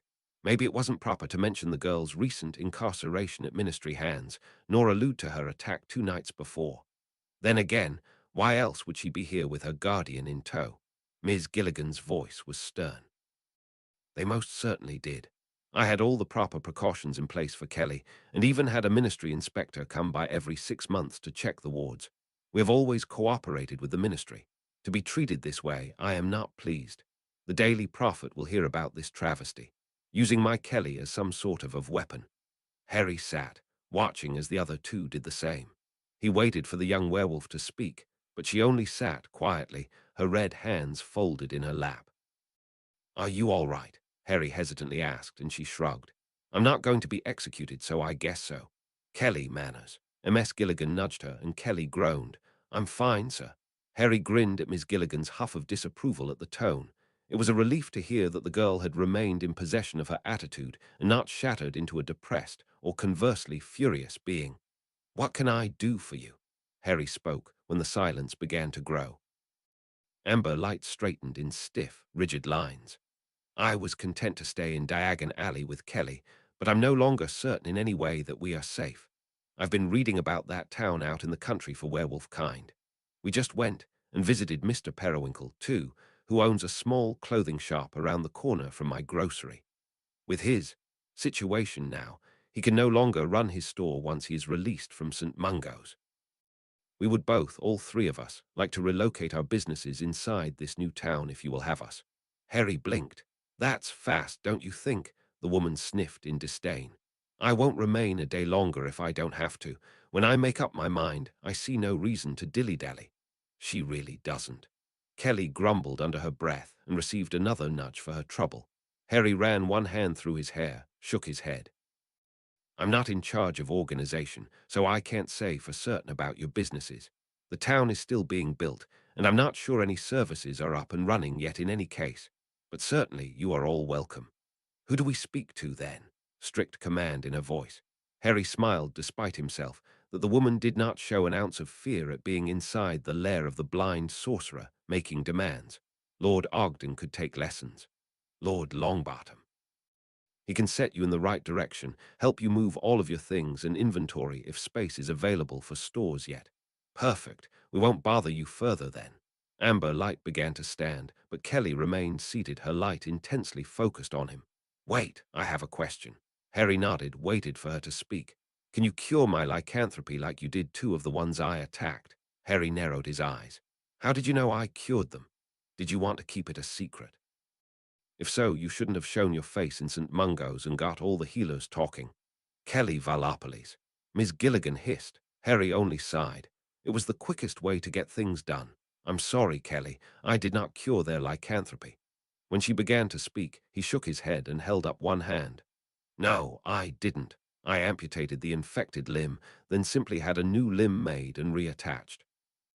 Lycanthropy, that I've seen so far, is a mutation that affects the very base humanity of your body. Maybe, if I was in very close contact with you before your infection, I could recreate your body pre-infection, but that doesn't matter here. The body you have is a werewolf, and to change it could have disastrous consequences. Your body would probably no longer function properly. Maybe, with a great deal of experimentation, a technique could be developed. But that experimentation would result, no doubt, in many people dying during the attempts. The risk outweighs the possible rewards. That's why you didn't cure Mr. Periwinkle then," Kelly said, her voice deflated. Harry nodded, though in his mind he had already considered just such experimentation. With death being a reversible state under his magic, he could risk killing a willing subject and simply resurrect them at will. But he wasn't yet willing to take on human experimentation of that scale, even if he did have the time to devote to it. If Hermione objected to him killing and resurrecting birds, he didn't doubt her reaction to him doing the same on human bodies would be extreme. What did any healer at St. Mungo's can do as well, if they are quick enough. Usually, however, before the victim is found, the infection has spread too far, or they are bitten too close to vital organs and the mutation is in their bloodstream. It was ruled more humane and less dangerous to simply let the infected recover as a werewolf, especially in children. Regrowing limbs is not a perfect process still, especially in bodies not fully grown. "I guess so." Red Light stood to join Amber, and he saw their lights touch and clasp hands. Thanks for explaining it to me. Harry rose to join them at the door, but wasn't sure what to say. He had no hope for a cure, wasn't sure one was possible. Lycanthropy was a mutation that the very body itself accepted into its pattern, the same way a familiar or animagus form was accepted. The body did not know that the mutagen was an unwanted, horrible curse for its soul to bear. I'll see you at Nan Mordia. He meant for it to be a question, but it wasn't. M.S. Gilligan jerked with a nod, turning to exit the room. And because his luck was obviously out for the day, that was when the flue flared to life, and Ethanon stepped through its flames. Nice digs, Griff. Really, I would say your flue security is shoddy, but it did take me a good hour to get through, and I have a little side hobby in fire elemental spells. Harry sat back down, robes a rumpled green mess, and closed his eyes with a groan. I know you can still see me. Ethanon stated, stalking over to sit across from him, in the exact spot Miss Gilligan had been not 5 minutes prior. How? Harry grumbled, and for good measure kept his eyes stubbornly closed. He wanted this day to be over. He wanted to go to sleep for at least 12 hours. He even wanted to eat, a rare feeling in the last months. He wanted to do everything but talk business and reports and the ministry. He had counted it good planning on his part to get out of yet another meeting with the minister and Robard after the Wisengamot broke session.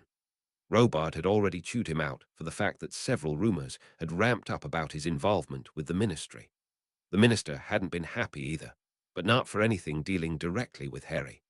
He was more unsettled about the entire situation and the political storm that would ensue with a Wisengamot member sentenced to prison. It also meant Scrimgeour had to assign another member to sit in that now empty seat, and the wheel of politics was already spinning in motion. Favors and bribes, Harry thought with another sigh. Why would anyone willingly fight to get involved in such a convoluted mess? Observation, the trait anyone worthwhile has in law enforcement. Harry only groaned again, a wordless exhalation of his frustration with life in general at the moment. Stop your bitching. It's unattractive. Harry sat up at that and glared towards the blue woman, who only laughed in response. Now that's more like it. I'm here to talk about your little medical stunt back in the alley, that, and taking a werewolf out by yourself in full view of 2 goblins. I hope that was worth it, by the way. It was. Good. Because as your captain, I can say if you plan to keep your identity secret, you just made an idiot, fool move. Be lucky if the goblins don't start talking, though with their disdain for wizards, you might get away with it there. But anyone with a lick of observation and a desire to dig in and know will figure out that the witch in Diagon was healed of her lycanthropy before she reached St. Mungo's. If they read the official transcripts and ask around, they're going to put 2 and 2 together. If you hope to remain undetected, you just screwed up big time. Harry flinched, tried not to wilt under the stinging words. He had done the right thing, damn it. Ethanon wasn't done. We deal with people, Lord Potter, that will try to kill you, and if they can't kill you, they will try to prevent you from killing them or hurting their agenda in other ways. There is a reason we all have false names and disguises. I know that already. Harry broke in with a snap, but Ethanon kept talking as if he was a simple fly buzzing in her ear. You can take care of yourself. I don't doubt you can, with the kind of resources and money you have, even put protection in place for your homes and family. But it won't be enough. Eventually, somehow, someway, someone will get to you or them. She paused, but Harry suddenly had no words to say. When she continued, she had lost her harsh edge. I've seen it before, and I know the stories. You can't be everywhere all the time. People make mistakes. And the people we hunt, Luxembourg especially, have the motivation it takes to be patient and wait for those mistakes to happen. In the academy, we learned of groups that plan for years to take out a target. They will come for you because you are too important, too powerful, too involved. She stood and approached him, sitting down next to him with a soft sigh. Griff, I don't know your motivations for doing this work with Winged Horse, but I'm telling you now, without Robard's knowledge, that this is your turning point. This is your chance to get out. You leave now, anyone you've pissed off already might lose interest. They might leave you and your family alone. It's all right, Harry said in the same soft voice, and this time she stopped at his interruption. I know what you are telling me, and I don't think it matters. I'm already famous, I'm already a target. I'll always be one, because of what I did in the past, and what I'm doing now in the Wisengamot. I'm going to make enemies. All I can do is be prepared for them. Blue light flickered, one hand raising to run through hair, frustration in every movement. Most people fear you because of the rumors of your capabilities, but some of these groups, they aren't afraid of dying. There will be some willing to die just as long as they take you with them. Across his shoulders, the cloak rustled, and Harry reached out to run his hand along its silk, the stone on his palm sliding smoothly along the fabric. There are worse things than dying. Harry murmured in reply, then shook his head. Thank you for coming to talk to me, but I don't see any point in stopping now. I can't live my life worried about every risk. If I did that, I might as well step down from the Wisengamot as well and quit any movements to improve magical creature rights. Change is always going to make somebody angry. All right. Ethan stood, posture stiff. I get that. I do. She walked towards the flue, paused to turn, her life aflame as bright as the red heat of the fire behind her. Granger flew security. I know a guy, I'll send him your way. And with a flick of white crystal, she stepped into the fireplace and was gone. Harry sat in silence for a long moment, thinking of the team members Ethan had lost, the many enemies she herself no doubt had, the family she probably protected. I'll upgrade the security. Harry muttered to himself and leaned back into the couch, the cloak raising without his bidding to cover his face and plunge him into its soothing black-white pattern. He might be willing to take risks, but he wasn't going to take rash ones, not with himself, and most certainly not with his family. Harry approached Privet Drive at a slow walk, his staff a comforting weight in one gloved hand. The wards gleamed strong and bright, a bright orb that gave off no warmth in the cold night air of the night before Christmas. He had spent the last 3 weeks dedicating himself to studying the many unique warding patterns of wizarding security. His college classes had suffered slightly, leaving him with less than excellent grades, but he considered the work worth it. He had to be sure that the warders he had hired were doing the best work. They had been, but knowing that for certain had comforted him after Ethonen's words. He had also prevented any potential flu connection from being opened at either the Dursleys or the Grangers' old fireplaces, and spent hours working with an expert in flu security for his own setup at Grimmauld Place. There was no longer a concept of too much when it came to preventing possible break-ins. He was not content with simply adequate protection any longer. Harry stopped at the edge of the Dursley wards, reaching out his free hand to gently touch golden strands, his hand passing through them with only the slightest sensation of pins and needles. It amazed him that such strong magic had such little impact on his physical senses. No smell at all, not even a haze in the air according to Vaughn. Even the touch of them was hardly recognizable as anything other than a slight muscle twitch. The wards were strong, preventing unauthorized apparition, portkey, and now aerial broom travel. They extended below the ground in a dome identical to the one above, and would alert if anything larger than a rat tried to dig through underneath. He had tried to think of everything. No package with a magical signature, person or object, could enter without alarm. A double layer of wards closer to the walls of the house would also alert if any non-magical person or creature tried to enter. And over the holidays, he planned to ease his aunt and uncle into accepting his creation of a warded safe room inside the house. He could create a wizarding space that would not take up a significant amount of floor space, but would allow all inside to safely hide from any sight, mundane or magical. He had been crafting a design himself, utilizing his research into Faraday cages that would reroute any significant magical expenditure that tried to open the warded room safely aside. Like lightning striking such a metal frame, any witch or wizard who made it that far would be unable to magically impact the room beyond its outer shell. He hoped to test a working model soon. Looking good. Vaughn's voice at his shoulder, his Bangladesh light a steady hue. Harry had lingered too long in thought. He dropped his hand, turned to nod. Yes, it would take a dedicated team of wizards an excessive amount of time to penetrate these.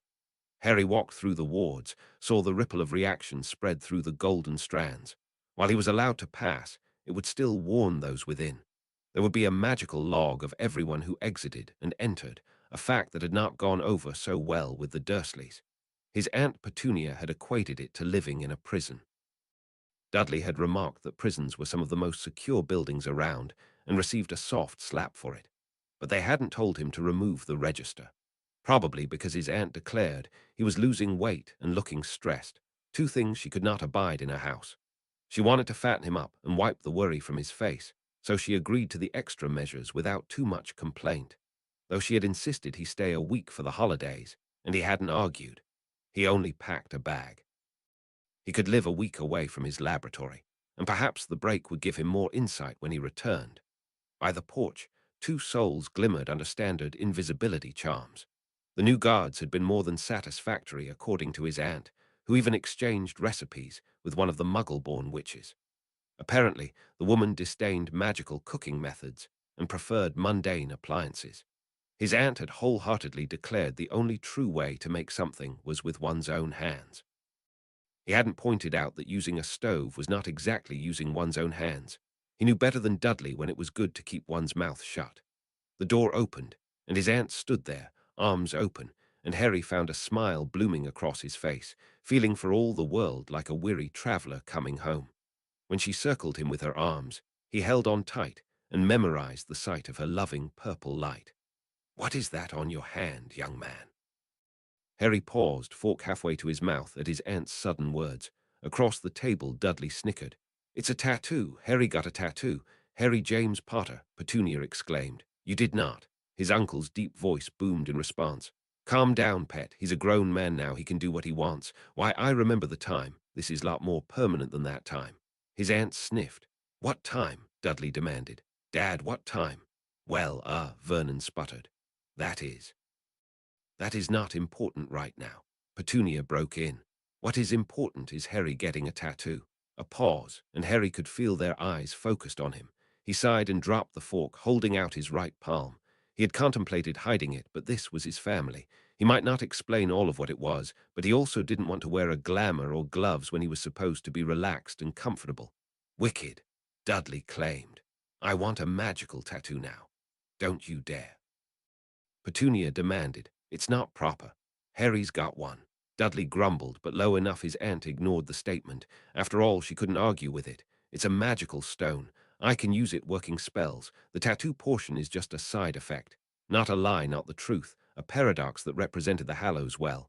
"I see." Her light jerked in a nod. "So it's part of your research, then? Wizarding work?" "Yes." Harry agreed easily with her conclusion. "In that case, perfectly acceptable.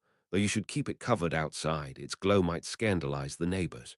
Harry grinned, heard Dudley cover a laugh with a hasty cough. "Of course, Aunt Petunia, I would never want that."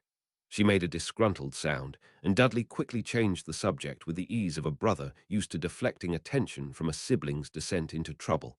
"So I've got a competition coming up next month." And just like that, Harry's tattoo was forgotten. Aunt Petunia, though she didn't quite approve of boxing, was also extremely proud of Dudley's prowess at it. Harry smiled down at his plate. It was going to be a good Christmas. Hermione faced off with her father, arms folded across her chest. They had argued the entire way home from the Dursleys' Christmas party after she had informed her parents of her decision. Now, in her parents' living room, she was determined to win the ensuing argument. "I'm a grown woman. I can make my own decisions. Jane, please help me out here." John threw his hands into the air, voice pleading as he looked towards his wife. "You can't seriously be okay with this." "Honey, Hermione has a point," he growled, face reddening with fierce anger. "If that boy thinks for 1 minute that it was okay to ask you to move in with him, I'll strangle him myself." "Dad," Hermione exclaimed. "Harry hasn't even asked." "Then why this demand to move out?" "Have a perfectly decent commute with your magic. You can live anywhere." "Exactly, and I want to live with my boyfriend." "No," her dad yelped. "This is preposterous. Girls do not move in with their boyfriends. Women do now." Hermione gritted her teeth. "And I practically live with him most days anyway. I only sleep here." His face mottled. She watched as he closed his eyes, sucking in a breath, fists clenched. Her mother lay a soft hand on his arm, fixing her daughter with stern eyes. "Now, Hermione, you need to understand that this is a lot to take in. Your father wasn't planning for you to get married until you're at least 40. Hermione flushed, even as her dad fixed his wife with a harsh glare. "We're not getting married," she muttered. Her dad's glare moved to her. Exactly the problem. Her mouth dropped open. "You would rather me get married at 19 than move in with my boyfriend?" His chin lifted as he mirrored her combative stance. "Yes." At least then you are a respectable woman. Her incredulity swiftly turned back to anger. That's the most backwards, ridiculous, idiotic. Enough, dears. Jane Granger stepped between them, hands held out peaceably. Let's not say anything we would all regret. Fine. Hermione lifted her chin. I'll just ask him to marry me then. Absolutely not. Her father burst out, and suddenly the humor of it struck her. Hermione met her mother's eyes and saw the same emotion glimmering there, nearly as one they laughed. Women, her dad thundered, and with a sharp pivot stomped from the room, his grumbling tirade fading with the sharp crack of a door closed a tad too violently. Jane's laughter faded, and she held out her arms to her daughter with a shake of her head, giving Hermione a comforting squeeze. I don't think a marriage proposal is necessary at this juncture, unless of course there is something I need to know. At Hermione's narrowed look, her mother's lips lifted in a smile. Thought not. Just give him time to get used to the idea. He'll come around. He likes Harry. Hermione frowned. I'm bringing it up to Harry at our New Year's party. I'm sick of leaving him alone in that house with just the elves. He needs me, even if he hasn't said so. He would stay in that laboratory of his all day, and I know he slept there at night before too. Well, I guarantee he won't sleep there once you move in. Her mother said, amused, and Hermione flushed. Mum, Jane shrugged. I wasn't born yesterday. Neither was your father. He just doesn't like to think about the fact that you're not his little girl anymore. I know. Hermione sighed, smiled. You'll talk to him. Her mother mirrored her smile. I'll talk to him. The year ended with a snowstorm that hammered the windows with blue crystal and howling wind. Harry watched the flakes swirl and fall with violent motions, a chaotic pattern that made it impossible for him to even see the wards that surrounded the Grangers' modest house, nor the guards outside, who no doubt huddled under warming charms and cloaks both. The window that separated him from the chaos was his current nemesis. He had spent the past 5 minutes practicing seeing through the shadowy purple web that made up its structure to look beyond what would be simple clear glass to any other person. But common glass was composed of silica, a mineral compound of sand, from which it derived most of its purple hue. The shadows in its pattern were probably the other multiple compounds processed into its solid shape during the glass-making process. He had tried to catalogue the nuances and depths of such shadows to determine their base elemental compounds, but the experiment had been a failure. It was hard to categorize a void as anything other than a void. Still, from what he knew of glass, he could guess this type consisted of silicon dioxide, sodium oxide, sodium carbonate. Stop avoiding my father. Her voice interrupted his mental list and broke his focus. The swirling blue crystals faded, replaced with the flat purple window. Harry grimaced. He's been snapping at me all night. I feel like a bug he wants to squash under his boothiel. Hermione came up behind him, her hands wrapping around his stomach to squeeze gently. He leaned back into the embrace automatically, musing aloud. What on earth did I do? She laughed, and he felt her lips press into his shoulder. I'm so sorry. It's my fault.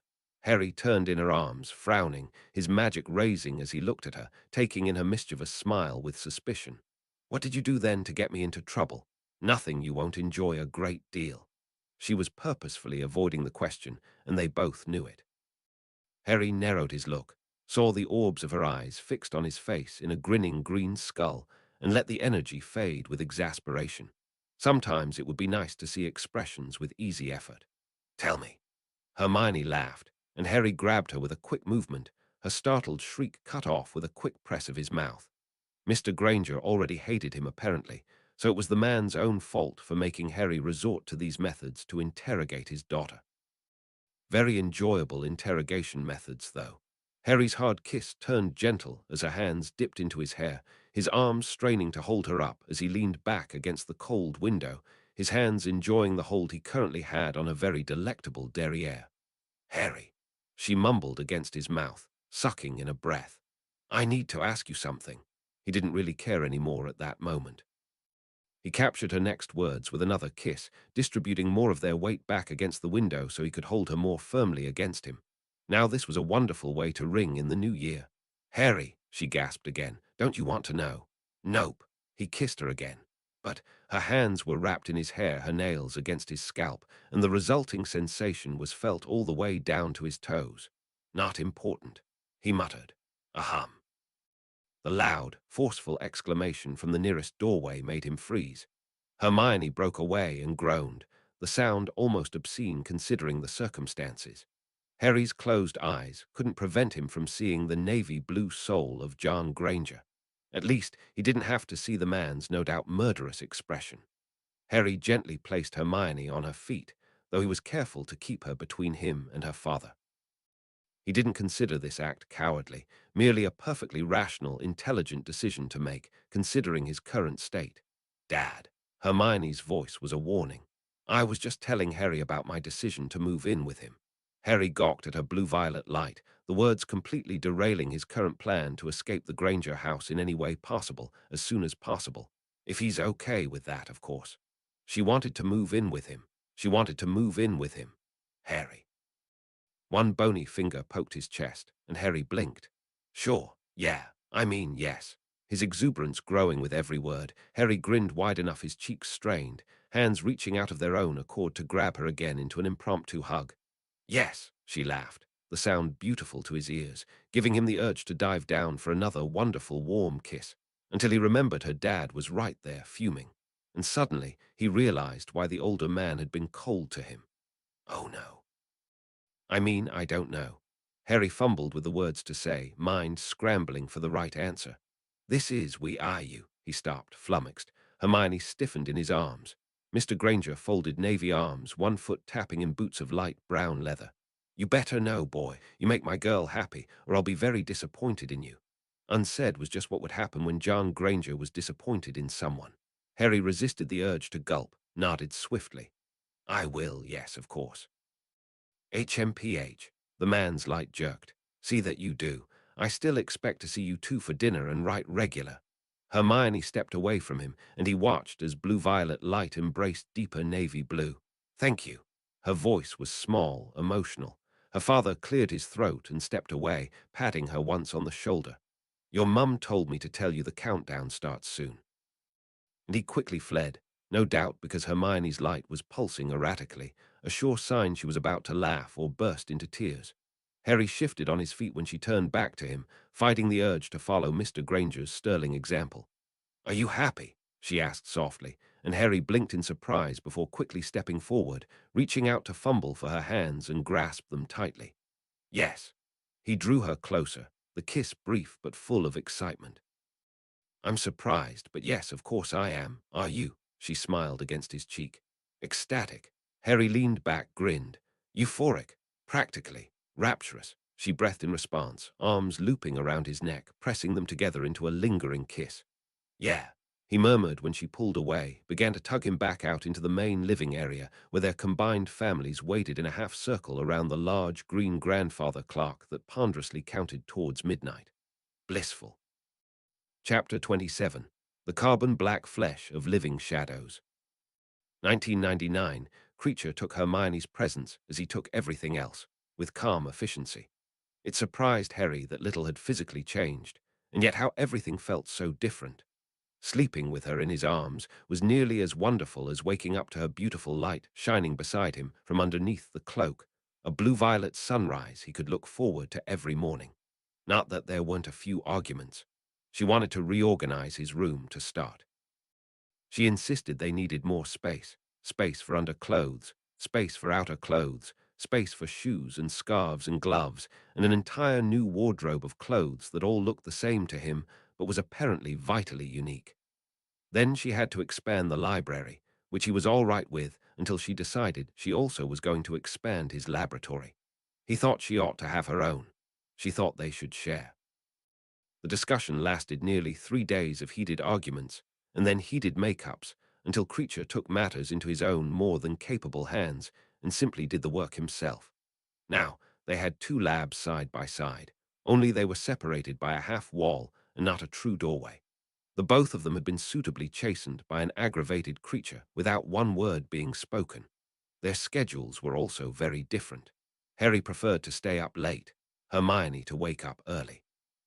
Both wanted to fall asleep in each other's arms and wake the same way, which meant someone was going to have to give in. I have early classes, Hermione pointed out as they sat eating breakfast one very, very early day in February. So I have to be up early, which means I have to go to bed early too. Harry grunted, trying to feel human at the god-awful early hour of the morning he found himself up at. You wake up 2 hours before your classes start, and your commute only takes, roughly 10 seconds by apparition. I need to have time to wake up and prepare for classes. Hermione pointed out with painful calm. Why not prepare the night before? And it wouldn't take so long to wake up if you slept in a little longer. Not true, Hermione defended. That makes no sense. It takes me at least an hour to be fully functional. Harry groaned and let his head fall onto the solid wooden table with a thump. Why? Why does it take that long? Not everyone can just roll from bed and conquer the world. Hermione uttered, then reached over to pat his head. Now, how do you feel about cats? It was a statement, not a question. Harry lifted his head and glared suspiciously. When he raised his magic to look at her, he found her smiling wickedly. You want to get a cat? I miss Hiss. She returned. Come on, Harry, haven't you ever wanted a pet? I've got a perfectly good owl. That Crocken took care of. Not the same. Hermione rejoined. I mean someone to cuddle up to. You've got me to cuddle up to, Harry demanded. I mean someone fluffy and soft. I'll grow fur and get fat. Harry returned stubbornly, only to have her laugh. Oh, Harry. And just like that, he knew he lost yet another discussion. No wonder Creature had demanded they not get a female elf. They always seemed to bloody win. The letter arrived by Owl in the late afternoon, sealed with an elegant capital letter G that Vaughn had recognized immediately. Gringotts, the guard remarked, breaking the seal with a snap. You want me to leave? Harry, busy removing his outer coat and still feeling the chill from outside, shook his head. Go ahead and read it for me. I can't imagine it's anything important. Vaughn cleared his throat. Lord Potter, the goblins of Gringotts formally request your assistance in the removal of some long Latin word I can't pronounce. Curse. It has been brought to our attention that you might have some expertise in this matter. Please respond with your presence at your earliest convenience. Lord Shortsnout. The man passed the letter over with a huff. Bloody goblins. They practically summon you and don't even offer payment. Make sure you barter with them. They would let you work for free if you let them get away with it. Charge a fortune for me. Harry wanted to laugh, but the urge faded as he thought more about how such abilities might have come to their attention. The werewolf incident seemed the most likely start. Then just the kind of digging Ethanon had told him would happen had probably spiraled out from there. It made him wonder if the payment the goblins hadn't offered would be their silence on the matter. Harry made himself smile and reached out to grasp his cloak and fling it around his shoulders once more. Why wait to make a fortune? Gringotts Bank was a grand hive of magic and stone. In many places, the various wards were so thickly layered that the purple walls underneath were nearly invisible under the white, gold, and orange strands of magic. It reminded him of a thick spider web, with the goblins that lived inside the arachnids that populated the space. Or perhaps an anthill would be a more appropriate analogy, considering the caste system that goblins preferred, and so many of them. Goblins on every level, in every hall, streaming to and fro with the burnt orange color of their species, all busy at some task or another. They presented a hole in his soul theory. Unlike house elves, they could interbreed with humankind, and yet they did not visibly have signs of a uniquely hued soul. At what point did a goblin-human hybrid leave the orange color of their goblin genetics behind and trade it in for a colored human soul? He had only ever seen one such hybrid, Professor Flitwick, and while the signs of goblin ancestry had been present, the man's deep yellow soul was very much human. He didn't doubt goblins were unique individuals, just as house elves were. Perhaps it was merely the nature of their magic that hid their consciousnesses from his sight. Or perhaps their souls were all linked, as Fred and George Weasley's had appeared, and so they shared a similar color between them all. A hive mind, Harry thought, perhaps just like ants after all. But surely not all goblins in the world would share the same underwiring consciousness. They appeared very unique on the surface, with their own names and characteristics. Perhaps the mind would only be activated in times of great danger or stress, or even celebration. The advantages in battle would be immense, and might be a factor in the goblins' ability to nearly overthrow wizardkind several times in the past, despite their lesser magical ability. He would never know without time to study and a subject on which to study. He possessed neither, and didn't imagine having so for some time. Lord Potter. a nasal voice, sarcastic respect in the tone. Harry turned to face the goblin that had approached, his squat form dipping into a cursory bow. This way. Harry followed, letting himself be led like a dog on a leash. He focused instead on the way the goblin's light shone forth in vibrant rays, the color much deeper than the orange of dragons. Harry tightened his focus, curious as he studied that deep color. A strand of purple might have been woven through the orange, like a vein of granite in solid orange stone. Here. Harry blinked, realized they had come to a stop before a slim doorway. He stepped through and noticed immediately that Vaughn was not following him. He paused, heard his guard's gruff demand to pass. Lord Potter only. The goblin demanded stubbornly, and Harry turned to make sure the wizard saw when he waved a hand. It's all right. I'll be out shortly. Fine. He folded blue-green arms, his light flickering with agitation. Harry turned and saw magic flecks even as the door swung shut behind him. He faced a large purple desk, its surface sparkling with white magic. Behind it a thin goblin sat, brown-orange light bold and shining with furious light. Here was a goblin apart from the mundane ones he had encountered before when doing business with the bank. Lord Potter, I am Shortsnout of Gringotts. May your gold spill forth from its coffers with abundance. Harry approached cautiously, his staff held loosely in one hand. Likewise. He spoke softly, uncertain of the traditional greeting. As far as he knew, relations between goblins and humans were uncomfortable at best, downright condescending at worst.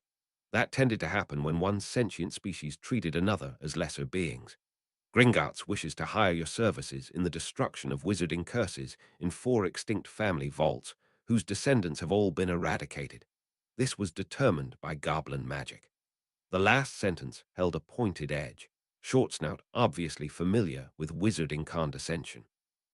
He was probably waiting for Harry to ask questions of just how such a thing could be determined. Harry would like to know, but he wasn't feeling very comfortable in his current surroundings. The magic of the walls and floor and ceiling seemed to loom around him, a world that breathed hostility and waited with claws bared for one wrong step. He could ask about goblin magic some other time. Why do you think I can do this better than the curse breakers Gringotts keeps on staff? There was a click like bone on bone or the snap of teeth, very sharp teeth. Gringotts hires the best when it is warranted. According to our sources, which we will not disclose, you are such. We will pay well. Harry glanced around the room as his thoughts categorized the facts. There had been no hint of threat in the words, no hint of blackmail, only plain statements of what they wanted and what they would do to get it. Still, goblins were known for their craftiness. What's in the vaults? Another click. Orange light flashing with life and speculation. Treasures of goblin and wizarding make. Gold and silver, jewels and books, furniture and weapons. Wealth of centuries past. Harry heard only one word that meant something to him. I want the books, or any bound parchments containing instructive writing in payment. A pause, another click. He saw now how the form jerked with the sound, teeth snapping together inside a mouth that held 2 rows of pointed teeth. Wizarding books mean little to us. A sharp grin, and inside that mouth he saw the purple hues of gold and silver. Perhaps the purple light he had glimpsed earlier were pieces of metal, woven into piercings or deeper, into bone. Harry blinked, nodded. I can work on them now, then. The goblin stood, waved one thin, long-fingered arm towards the door behind him. A flicker of orange light and purple metal, and the door opened. A pleasure doing business, Lord Potter. May wealth spring from your fingertips in silver and gold. Harry bowed, smiled. My wealth is not in gold. A laugh came that sent shivers down his spine, the cackle far too reminiscent of the mundane horror movies Dudley had made him sit down and listen to while he described the various shenanigans taking place on screen. Wizarding folly. And so saying, the goblin sat in obvious dismissal. They were led to the vault carts, the rickety vessels that catapulted them down into the depths of Gringotts Bank with chilling speed. Harry couldn't close his eyes when the colors whistled by at nauseating speed. He could only watch the many hues of purple swirling by, complemented by the occasional green of wood and orange of goblin. He even glimpsed a dragon, its brighter orange color a living flame among the darker hues around it. The process of removing the curses was simple. He merely removed the strands of light that did not belong, transfiguring them into blue crystals of water that he quickly froze into ice to prevent them from damaging any relics below. That ice was then, in turn, vanished with a quick gesture of his staff. Vaughn went about his own task efficiently, locating and removing any tomes found within into a feather-light satchel one nameless goblin had helpfully provided. Slagnark, who had led them down to the vault, merely stood aside in a silent vigil, a torch in the empty stone halls, neither speaking nor rustling in impatience. The first vault held 3 books, the second, a dozen rolled parchments. The third was nearly bare, a cavernous space that had been emptied by its owners hundreds of years before. The fourth held mountains of gold, so much that Vaughn cursed as he made his ponderous way over them to the back, where emerald wooden shelves, charmed not to rot, held rows of deep brown cylindrical capsules he hoped contained scrolls. He saw the minute the red spiderweb of a curse sprang forth to grasp Vaughn's leg, the guard letting out a howl as he was flung flat onto his face in the periwinkle gold below him. Harry jumped into motion, Slagnark a shadow behind him, as the wizard screeched, one Bangladesh hand fumbling for his wand as the other clawed at his right leg. The scarlet curse ate at his flesh like acid, already sinking through green linen and darker blue-green flesh to the shining blood below. Growing stronger with each heartbeat, it drank down its magical gullet. Harry's magic began to rise, his forward motion abruptly halted by a strong orange hand, Slagnark's words harsh and guttural with urgency. No magic. It attacks any source of power. You must destroy the source.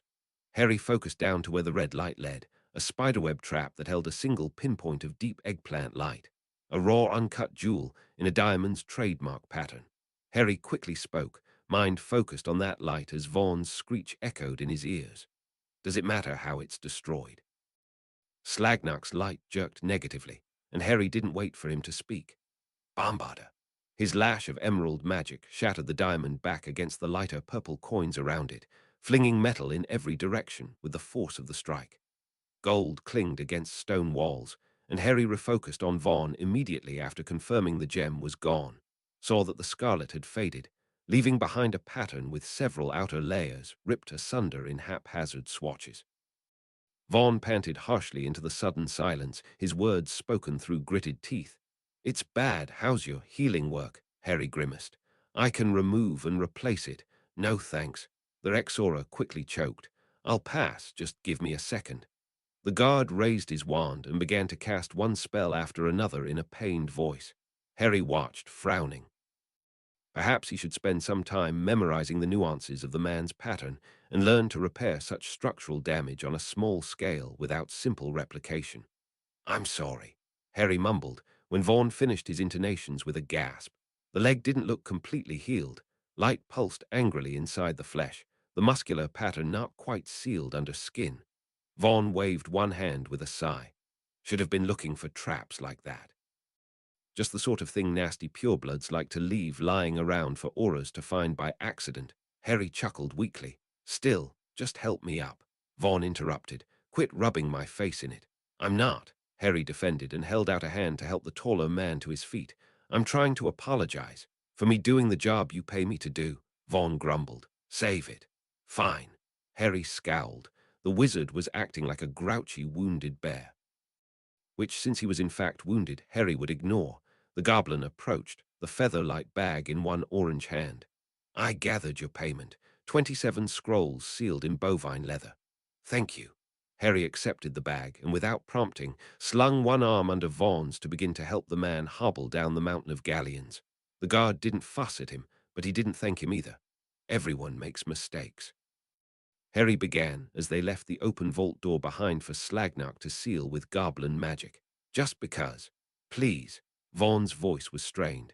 I'd rather not talk about it until I have a few potions in me. Harry nodded, lifted Vaughn up and down into the cart with a rush of emerald magic. The guard sat back with a grunt, ran a hand across his bald head. I sure hope you like what's in those scrolls. Harry shrugged. I hope Hermione likes them. A moment of silence, as Slagnark leapt into the cart and began to expertly move controls, preparing them for ascension. Hermione, Harry grinned. It's Valentine's Day this weekend. The wizard's jaw slackened, his pattern gaping so that Harry could see the blunt spark of blue-green teeth at the short distance they sat from one another. "You did all this for a Valentine's Day present." It was a harsh exclamation, made only more so by the sudden rapid accelerations of the cart. Harry laughed into the rush of wind, yelling his reply over the rushing sound. Mostly. Harry sat down in his laboratory, two souls of mixed color sitting across from him, their heads swinging back and forth in quick observation. "This space is wicked." Brans finished Copper's sentence. "We might copy this design. It's based on a mundane setup." Harry told the Weasley twins. "Clean and efficient. Not much stone." Fred agreed. "No wood furniture either." George continued. "Mostly metal. I do not like colorful distractions." Harry said, knowing they wouldn't understand exactly what he meant. There was a reason he surrounded his working space with only 2 or 3 base materials. It helped to highlight the objects within, instead of hiding green paper against wooden desks. So he now kept his floors and walls uniformly green, plant-based material, and his surfaces the orchid purple of sterile platinum. The cost would have been ridiculous if he hadn't transfigured the metal himself. He simply bought what he wanted, and leaving the base pattern of the object the same, transfigured the color inside to the material he wished it to incorporate. Just like diamond roses and glass butterflies, Harry thought with a smile, both of which he had pretended were Hermione's true present, and which she had accepted readily enough. When he gave her the bag of books, however, her appreciation had known no bounds. If he remembered correctly, both roses and butterflies were still sitting on a spare corner of her desk, unappreciated, while the main bulk of old parchments spread across the large library tabletop, like a collage of beloved pictures she mused over for hours on end. "Here are our first prototypes." Fred lifted a satchel, clicked it open to reveal a deep space that sparkled with 3-dimensional magic. He lifted out several objects that gleamed with orange-brown magic, began laying them out one by one across a purple table. It took some time to find a way to fuel the spells held within. We had to use our own reserves, which with multiple experiments and multiple failures, George put in, meant it took longer than we expected. But we have bracelet, necklace, and earring combos. All can hold a shield charm activated by keyword for roughly 30 minutes apiece. Constant bombardment, however, will probably shorten that estimate by a good deal. Fred jabbed at the first 3 objects. Magic is held in the jewels. They hold power much better than metal, or wood, which works as a funnel. Harry glanced between the 2 souls, nodded. Fred then pointed to the next object, voice rising with excitement. "But once we figured out how to hold magic and give the release of that magic a specific purpose, it can shield or attack, depending." George spoke into the pause, his brother's words halting to allow the joiner the way one might pause to naturally take a breath. "We figured, why stop there? If we are talking adults in danger for their lives, why not repurpose familiar weapons?" Harry looked at the sharp object, brow furrowed. "A sword." George nodded eagerly. "It can reflect most magic with the blade, except perhaps the most dark forms, and it also contains an activated shield in the hilt." "Then there is this." Fred picked up an object that Harry found chillingly familiar and made him flinch when the wizard waved it about with the casualness of a child who doesn't quite understand what they held. "Muggles don't use swords much, right? So we asked Dad about common Muggle weapons, got our hands on some samples. Had to remove some of the internal mechanisms, add garnets, but this bad boy can shoot spells. And at 5 times the speed of the average wanded counterpart. Won't match a master duelist, but still. For Muggles it should be more intuitive, right? A familiar weapon." Harry looked from the gun to the wizard. "How did you purchase a gun in Britain?" "Magic." One twin spoke with a flip of one hand. "What do you think?" Harry reached for a chair, sat. "Magic, of course. Why waste time, effort, and power on shielding spells when one could attack and destroy an enemy faster than with most spoken incantations?" It was a natural evolution of his idea. But while the Ministry might have punished them with a fine for putting shielding spells in the hands of Muggles, putting offensive spell power, they would require a great deal more political wrangling to get out of a jail sentence. "It's great," Harry murmured, "but not marketable to the public sector. That's what the jewelry set is for." George plopped the gun back onto the tabletop with a metallic clang. "Even adult witches and wizards might go for easy, quick access to spells." will have a considerable markup in price, be made by commission only. But the weapons, that's for you, oh, generous investor. Fred made a sweeping gesture. Along with our idea for magical grenades, a widespread petrificus totalis mix, still working on that prototype. Harry leaned back in the chair, shook his head with a reluctant smile. It's brilliant. I hadn't thought into offensive weaponry. Good job. The twins slapped hands in a victory gesture reminiscent of Dudley and his friends. Wicked. How many you want? Harry wasn't sure who spoke first, wasn't sure it mattered. He looked over the objects, made a mental tally. 2 of each jewelry set for women, 3 of the bracelets in a masculine style if you can manage it, perhaps a watch feature. Fred pulled out green parchment, began scribbling with a lead pencil. Add smaller stones into the watch face if necessary to hold more power. Harry paused, did another mental tally. Add 5 more sets of the jewelry, 2 female, 3 masculine. It wouldn't hurt his wizarding guards to have the option for the prototype defensive charms. And 5 swords. Give all the best defensive charms you know of. Take as long as you need. I will pay for excess materials and time. Also, make all the items individualized. He gave the gun one more glance, considered its side. When you are done, work more on the weapon's angle. It has potential. Deadly potential. The dark sides of magic and mundane technology. But no advances in technology had purely good applications. To learn to heal was also to learn to harm. To learn to protect was to learn to attack. Will do. Fred began to gather the samples with jaunty movements. Now, if you have a moment, there's a few more things we'd like to discuss. Harry sat forward, fixed his sight on the bronze and copper soles in front of them, their power shining as brilliantly as their intelligence. I have time, Harry said, and proceeded to sit while the Weasley twins discussed the potential for magical manufactories. While having barely an inkling that mundane technology was already capable of such feats with non-magical material. And while he did so, he thought about mass production of potions and medicine and weapons, and the entire cauldron of possibilities that seemed to be blooming in front of him like a flower in the spring. Hermione frowned down at the parchments, carefully using her wand to delicately flip and rotate one page whose edges were beginning to crumble, its preservation charms long since faded into nothingness. That wasn't true of all, or even most, of the books and scrolls Harry had brought her. Magic seemed to last a great deal of time, and preservation charms by nature were long-lasting.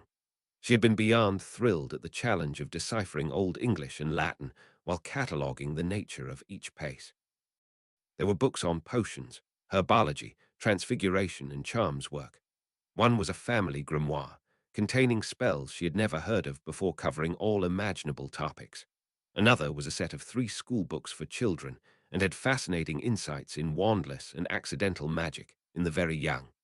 Wizards did not always wait until age 11 to train their young, nor had they always been so reliant on wand work. But the scrolls had been a different story. They were all in Latin, and much of it not spelled in the manner she was used to reading.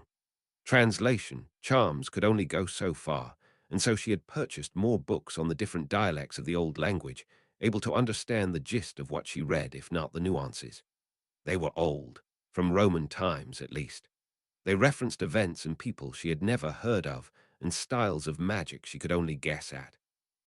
They assumed she would know what it was she held, a history of a family that had died away hundreds of years before. And within that history was contained tales of magical feats on a scale unheard of in more modern times. Manipulation of raw elements, mostly. Duels where witch and wizard hurled fire and water, raised spikes of stone, and opened cracks in the earth. Where wizards flew on the winds in swirls of leaves, wrapped enemies in briars and vines, made homes of living trees, and walked the branches like Tolkien elves. Magic was a brutal, blunt force that could be summoned to one's aid through battle chants and piercing songs, through dances or handcrafted weapons carved with runes. But most intriguing of all was one witch, Madame Alia, who called the dead by name to serve at her side, as servants and warriors, and even amaciunculus, lover, paramour. Hermione had checked the obscure Latin twice to be sure she read correctly, the thought turning her stomach sour. But the dead described in the yellow pages were not the rotting husks of zombies, nor the skeletal remains of inferi. If anything, they sounded most like vampires, normal in appearance, but with white complexions and dark black eyes. It was said they served Alia with no will of their own, except they also resented her for their living state. The dead come forth from the door at their naming, and the pain takes them in but a moment. The dead follow their mistress and hate her while they love her, their hands soft as a newborn babe's, their nails sharp as knives. The dead possess great beauty and eyes that see evil in every sight. The dead feel only the pain of their life, not of broken flesh, nor bone, nor blood spilled. The dead do not sleep, and as one will fall upon the living with ravenous fury upon her command. The dead watch with unblinking eyes made of jet, and fear of them spreads through the earth. At the sight of Alia's hordes, all will despair that the dying no longer go to their rest, but rise to walk the world. It went on and on, inches of text that she painstakingly translated, until it ended as abruptly as it began. Alia had been killed by a jealous cousin, her army of living dead burned with fire. It was written that most stood there, hands outstretched, while the flames took them. At peace. Door. Hermione muttered, eyes going back to the beginning of the segment. The dead come forth from the door. Porter, door, gateway, entrance. She sighed, pushed back from the table to rub tired eyes. Necromancy was Harry's forte. She should probably leave this in his more than capable hands and return to her own studies. But the sight of his right hand haunted her at the oddest times. When eating breakfast, the black markings wrapped about a spoon or fork. When they lay in bed at night, when she felt the smooth edge of the stone against her skin, its surface a cool contrast to Harry's warm palm. She had waited to tell him of this discovery simply because anything to deal with resurrection made her uneasy. She did not like that he seemed to accept the Hallows like long-lost relatives, nor that he treated inanimate objects like semi-sentient pets. They were dangerous, but so was Harry. Hermione sighed again, standing to stretch, eyes flicking to check the time on the large wooden clock that graced one shelf of the black library. Their library now. Would that make it Potter Granger, or Granger Potter, or Black Granger Potter? Hermione smiled at her own foolishness, turned to exit the room. She would give this new information to Harry and let him make of it what he would. She would just keep a curious eye on just what he might make of it. Her boyfriend stood in the center of his laboratory, 3 portraits laid out in front of him, the subjects' black ancestors from ages past. Each of the wizards had their own stern eyes fixed on Harry with severe frowns and arrogant postures. You don't have a real soul. Harry mused aloud as Hermione paused to lean against the doorway's solid frame. Only the imprint of one. A fascinating way of printing a soul pattern onto canvas. I theorize you were painted first, perhaps with some blood of the one portrayed mixed in with the colors. How would that affect color tone? Harry paced a few steps, hands held loosely together, eyes closed as he spoke. Across from him, an enchanted blunt-nosed pen stabbed at paper with quick motions, dotted braille forming under its tip with swift efficiency. But the imprint would be enough for basic emotions and mannerisms, maybe even memories, though. Perhaps some memories could be stored inside dried liquid, as it is in liquid form inside a pensieve. Need to test that theory. Some master portrait painters are better at this than others, which suggests the use of different paint compounds and/or spells, perhaps secrets that are passed from master to apprentice, which would explain why I've gotten nowhere simply reading books. From my brief visit to Master Holden in Diagon Alley, I theorized that both paints and canvas contain spells, and that the brush might even contain a magical core, similar to a wand's make. Therefore, magical portraits can only be created by magical species, as multiple elements are in play. Harry wound to a stop, nodded absently to the ceiling, and the pen beside him fell to the tabletop. Hermione squinted at the paper, saw it rested on a slab of sparkling clear stone on top of the metallic white surface of the table. "Is that diamond?" Hermione asked curiously, and Harry turned, a pleased smile widening at the sight of her. "It makes a great surface to write on." He came forward to pull her into a hug, acting for all the world as if it had been more than a few hours since he had last seen her. She didn't complain, tilting her head up for a brief kiss. "Sounds like you're about done with the portraits." "I hope so." A grouchy voice grumbled from one of the aforementioned portraits, a black-haired wizard with a sharply hooked nose. Harry shrugged. "I've gotten as far as I probably will without apprenticing myself to a master. I see little point in further study, though. I've learned enough that I can make an educated guess on how my father's map of Hogwarts was created. Really? Hermione pulled away and found a seat on one cold metal chair, a quick warming charm taking the edge of the chill off. Harry nodded, walked over to another table where the large Marauder's map had been unfolded. Still just a guess, of course, but my father and his friends were truly brilliant to create this. I wish I could have known them when they were alive. Hermione bit her lip. She had seen the memory of Harry's parents, had tried not to cry at the way his mother had held her grown son, had tried not to flinch when Harry's hand had touched his mother in a burst of green power, the stone a black nexus at the center of the storm, sinking into his palm like a tick burrowing under skin to feast. I'm not sure what application it might have with my future projects, but the knowledge might come in handy later. Harry continued, unaware that her thoughts had taken a darker turn. I've debated having a portrait of my own made to see if the Horcrux appears. But I've found that even knowing the portraits are not stealing a portion of one's soul does not make me any easier either with the process. It feels like an invasion of privacy for another person, a stranger, to be so connected to my soul that they are able to paint its likeness onto canvas. Hermione nodded, tapped one finger onto shining metal. Harry's laboratory was a study in contrasts. The deep cherry wood that graced the walls and floor, the shining white tables and chairs, the towering metal bookcases with their engravings of magical creatures. One such bookshelf had once been a wooden masterpiece. Harry had simply loved its heavy efficiency, and she had walked in one day to find its beautiful warm oak converted to stark white metal. She knew Harry had been merely practical when he picked platinum as his metal of choice. He had described it to her in detail, how he had discounted silver and gold for being too malleable in a raw state, and that the heavier platinum's color was a more pure purple. He had originally decided on diamond, before figuring that having furniture made of diamond might be too distracting for any future visitors, especially their mundane families. Her own mother just thought Harry had an odd fondness for stainless steel. I've found something interesting in what you gave me. Well, it's all interesting. Hermione clarified. Harry finally opened his eyes, their piercing green color focused on where she sat. Hermione cleared her throat, felt the look he gave her down to her bones, his energy a warm blanket that flooded her body with power. It talks about some sort of door, where one member of this Roman wizarding family was able to summon the dead by using their given names. Harry was already in motion, rising to begin his routine pacing motions, eyes turning to narrow at the floor.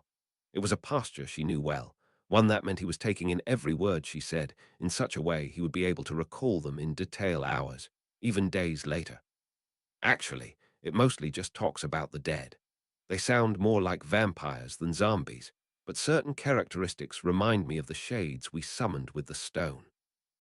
Given names being used, for one, but also that they looked mostly normal and felt pain at being in the living world. When Alia was murdered, they allowed themselves to be destroyed without a fight. Amazing correlations, Harry murmured. Can you read it to me? Yes. Hermione stood, reached out to take the hand he extended towards her. He smiled at her like she was the most beautiful thing in the world, an expression she never grew tired of inspiring. The segment only lasts about 14 inches of scroll. It's in the library. But he was already pulling her along, steps quick with eagerness. Hermione cast one look back at the portraits to find them all glaring at her with annoyed faces. She shrugged apologetically and let herself be led out. Harry listened to her read in halting Latin, pausing to suggest multiple translation options based on the context, her voice rising and falling with excitement at each possibility. Mortui vivens. The dead that live, the living dead. The living dead was an entire category of certain magical species, both sentient and non-sentient. It consisted of creatures who were not alive, biologically speaking, and yet still walked around like living people. From his own cursory study into the topic, he knew some zoologists debated whether certain species should be included. Ghosts, for one, were heavily debated, alongside poltergeists. Some said inferi should not be included. Others argued vampires hardly qualified under modern definitions of death. No one debated zombies their right to be there, though. The rotting, putrid corpses were the epitome of everyone's idea of walking death. Of course, in wizarding lore, truly resurrecting the dead was impossible. It was just accepted as one of the truly impossible things, just like transfiguring sustainable food. Ghosts could not touch the living, could not eat or breathe. Zombies had no true intelligence, their bodies decomposing at rapid rates. Inferiors were simply corpse puppets, charmed with dark magic to some semblance of life. Vampires had no heartbeats, were said to have no soul. But the living dead that Alia had risen fit none of the descriptions exactly, and the door mentioned made him think of the veil and its potential secrets he was itching to explore. She would have lived long before the Peveril brothers, Hermione mused, and could in fact be part of their inspiration. Surely the fact that using the stone requires using a true name is no accident, and the reference to a door could simply be a reference to death or just the summoning process. It would make sense if she was truly summoning the dead shades, that they feel pain at being forced to remain in the living world. That's consistent with our own studies. Harry nodded. Or potentially the veil was the door spoken of. The Romans governed this part of Britain at one point in time. Alia could have found or created the veil as her door and hidden the secret of how to use it. Or some other wizards hid it for her after her death, wanting to prevent another uprising of that sort. I doubt a horde of the size described would be able to be hidden from mundane citizens. This was before the statute, as well, so no reason to. Something like this should have made our history books in one form or another. Harry frowned in thought. Unless the Ministry purged the records at one point in time, they've done so with other events and with any magical knowledge deemed too dangerous. People would not rest easy knowing they might be raised from the dead and be forced to serve someone. I need to see the veil. Hermione's blue-violet light flickered. Have you talked to the minister since the last Wisengamot meeting? Harry grimaced. I plan to talk to him after the next in a couple weeks, see if he's cooled off any. We can afford to wait. Her voice was cajoling. You're busy, and so am I. The veil's been around for centuries. It's not going anywhere. Harry smiled at her. I know, I just hate waiting. She rose, embraced him with tight arms. Me too, but it won't kill us. He laughed into her hair, enjoying her scent and the feel of her, solid and so very alive. I suppose it won't. Can I borrow a pen? Sorry, I don't have another. Harry sat in the tiered classroom, one row above the two whispering girls in front of him, attention split between the blue professor speaking, the rows of braille under his fingertips that told of the explosion of computer technology and its future potential, and the bored students around him that passed notes, fiddled with paper and pen, or as the case of one green soul, slept soundly with head on folded hands. Do you have a pen? Mine's run out of ink.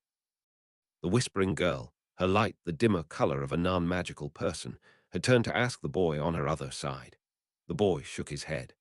Now, in the next example, Cam explains his expanded theory with examples of, recently, with the advent of the platform Windows 98 this year, Microsoft is challenging the established thought of what consumers desire or need for personal use. He needed to complete his research into manipulating magical energy.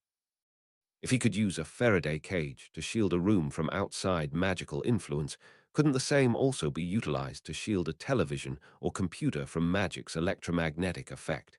If he just, can I please borrow a pen? Harry frowned at the paper in front of him, annoyance tinging his thoughts. Wouldn't someone just give that girl a pen and put her out of her misery? His fingers moved again, the paragraph cataloging some of the key difference in software protocol between Apple, Inc. and Microsoft, Inc. He needed to get his fingers on a computer of his own. If he could just figure out the correlation between electricity and electromagnetic pulses caused by the application of magical force in the immediate vicinity. Can I just borrow yours for a second then? Aye, please. Meanwhile, Cam failed to accurately describe the difference between. Harry lifted his hands from the paper, one finger coming up to rub the dull headache beginning to throb in his temples. He needed to drop this class. It was a complete waste of his time, and was filled with students who apparently also considered it a boring waste of their time. Except for the one girl who needed a pen for some direly important reason, who was currently leaning forward to plead with the girl next to her. Harry turned to the boy beside him, Adam something or another, who was leaning back in his chair, head tilted up towards the ceiling, fingers tapping against skin with flickers of aggravated light. I need your pen. His quiet voice made Adam start, head jerking around with obvious surprise. After a moment's pause, the boy hesitantly held out a skinny shadow, the pen barely discernible to his sight. Harry accepted the plastic, and with a second to aim, tossed the thing onto the girl's desk. She jumped in her seat with a startled exclamation that made the students around her jump in turn. It brought a little life into a room that seemed on the verge of stifling boredom. The professor never noticed, his droning monotone not affected in the least. Harry stood, gathering his papers into his bag with quiet movements, before turning to make his way out of the class, staff held loosely in front of him as he counted the steps to the carpeted stairway that led up and out. He couldn't take another hour. He walked home, the city streets a chaotic mix of sounds and scents. He was alone, a rarity. Vaughn would no doubt be seriously pissed to discover him gone from their designated meeting place at the end of a school day. But Harry was in an odd mood, and technically he was not the solitary being on the Muggle streets. There were automobiles, bicycles, at least 20 different colored souls, all non-magical and passing him by with different levels of inattention. The street was a contrast of shadow and light. Concrete made for a dark path, his staff a bright glowing green light that tapped the steps for hidden obstacles. Purple recycling bins sat squat down alleyways, some half hidden beside the black of their plastic counterparts. Green trees sprouted in manicured rows at even paces down the sidewalk, the bows of their branches dotted with lighter verdant leaves and flowers, their light a slow, steady pulse of life. Blue birds roosted in some of those green branches, while more flew through a black sky, no magical wards in sight. A brown cat crossed his path, making its weaving way through humanity to disappear into a crevice. He passed green and purple doors that led into deeper purple buildings. Harry observed them all, saw a red light exit one to grasp the hand of another red light, their hues similar and yet unique, two kindred souls. An alley to his left, and Harry stopped, turning to look into shadow. Shadow that moved and set itself apart, and he saw it was not a shadow at all, but living blackness lined with the purple and blue light that ran through its veins. Vampire, a powerful compulsion charm. Harry murmured, stepping closer as understanding dawned of his own irregular actions, his curiosity a cat that would no doubt get him seriously injured someday. Did it take me in the classroom, or only once I hit the street? A hiss, air pushed through narrow lips, or sharp teeth. We can only encourage the natural desires of our prey. Harry looked, saw an emerald green man of average height, hairless, face all sharp angles and deep grooves, long-nailed hands folded together in front of him. The vampire shifted, voice low in warning. Stop. Harry let the look fade, the world dark again, but for the small sparks of light that hid in tiny places, the rats hiding in their holes, they could sense a predator was at hand. Am I your prey, then? Harry asked slowly, felt the cloak at his back press into him, its silk against his neck like a warm, comforting hand. Of a sort. The vampire moved closer, until Harry could make out the details of his veins, the purple and blue life streaming from his heart into every part of his body slowly, dimly. Like a light slowing, dying away, the way he imagined the sun might set. We want you, Lord Potter. We want your influence, your money, your mind, your power. A half-smile as Harry considered the different ways one might go about taking such things. Done waiting, then. A statement, and Harry tilted his chin back, closed useless eyes, concentrated on the magic inside himself, a pooling nexus of emerald green, just in case he misunderstood the potential threat. Some of us, those who suffer the most, we would have equality and freedom. The werewolves haven't even gotten theirs yet. A few months ago I worried they would be exterminated. You sure you want my help? A shrug of violet-rimmed shadows. Who else will help us? We feast on life. To many we are death. We can choose while the wolves cannot. Choose to starve, Harry countered. That's not a choice, it's suicide. It's still a choice. Shadows in the dark, more of them, at least a dozen. They crept from corners he hadn't noticed, multicolored hues threaded through them like gilt, a soft shine in a shape that sucked the life from the color it carried. One we've been asked to make before. But no more. We will walk free, drink freely. We will be alive again, able to be full and sated. An entire coven of the creatures, pressing against him with power he felt now like a deep, cordant cloud, suffocating and electric. Magic he couldn't see but felt. On his palm the stone began to burn. At his neck the cloak rustled, black stars and brighter shadows. We're a race dead and dying, Lord Potter. Too weak now to fight for ourselves. But you will help us. You will have no choice. So close now he felt when the hot skin suddenly pressed against his cheek in a blink of time, saw the veins under that skin in bright detail, some other person's bright blood running through carbon-black flesh. Sharp nails that pierced his skin lightly, emerald blood spilling out to highlight fine-boned fingers. Hisses all around him, choked, gasping for control. Harry smelled his own blood, sickly sweet iron and copper, the pain sharp and raw. He didn't move an inch, staring into the abyss before him, his mind for once sluggish and quiet, no solution at hand, no will to fight. Fingers dripping with green lifted to a dark gullet, a darting shadowy tongue that slipped out and sipped at his own life and power. Emerald green light, and in that light the darker suns and brighter midnight, the humanity no longer quite fully formed. His hand was on fire. He was suffocating, no air in his lungs, as he watched the shadow before him taste and then fall, choking, and to Harry it seemed his own light was a poison, sinking into shadowed flesh and molding it anew, making it into a new thing. A new, ugly, monstrous thing, a pattern incomplete and tearing. Living blacks surrounded them, vampires holding themselves apart to watch the tableau. None moved to help or hinder when Harry reached out his right hand to the fallen vampire and pulled out his green life. Then in a growing fit of anger he took the blue, and then the purple, the colored threads coming unraveled into the air in a liquid stream, fading at the air's touch in slowing pulses, pooling onto the ground and mingling together. How odd to see his own soul mixing with two strangers, blood a common medium between them all. My lord, the fallen vampire hissed, no strength in the words. Help us, please. Why?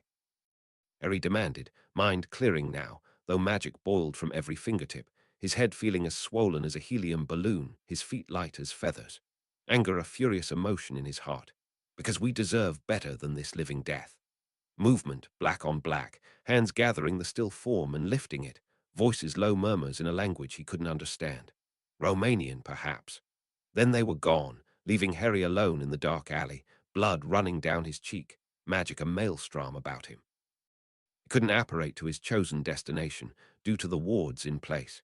He couldn't walk from the leaky cauldron without first disguising himself. He didn't feel like waiting.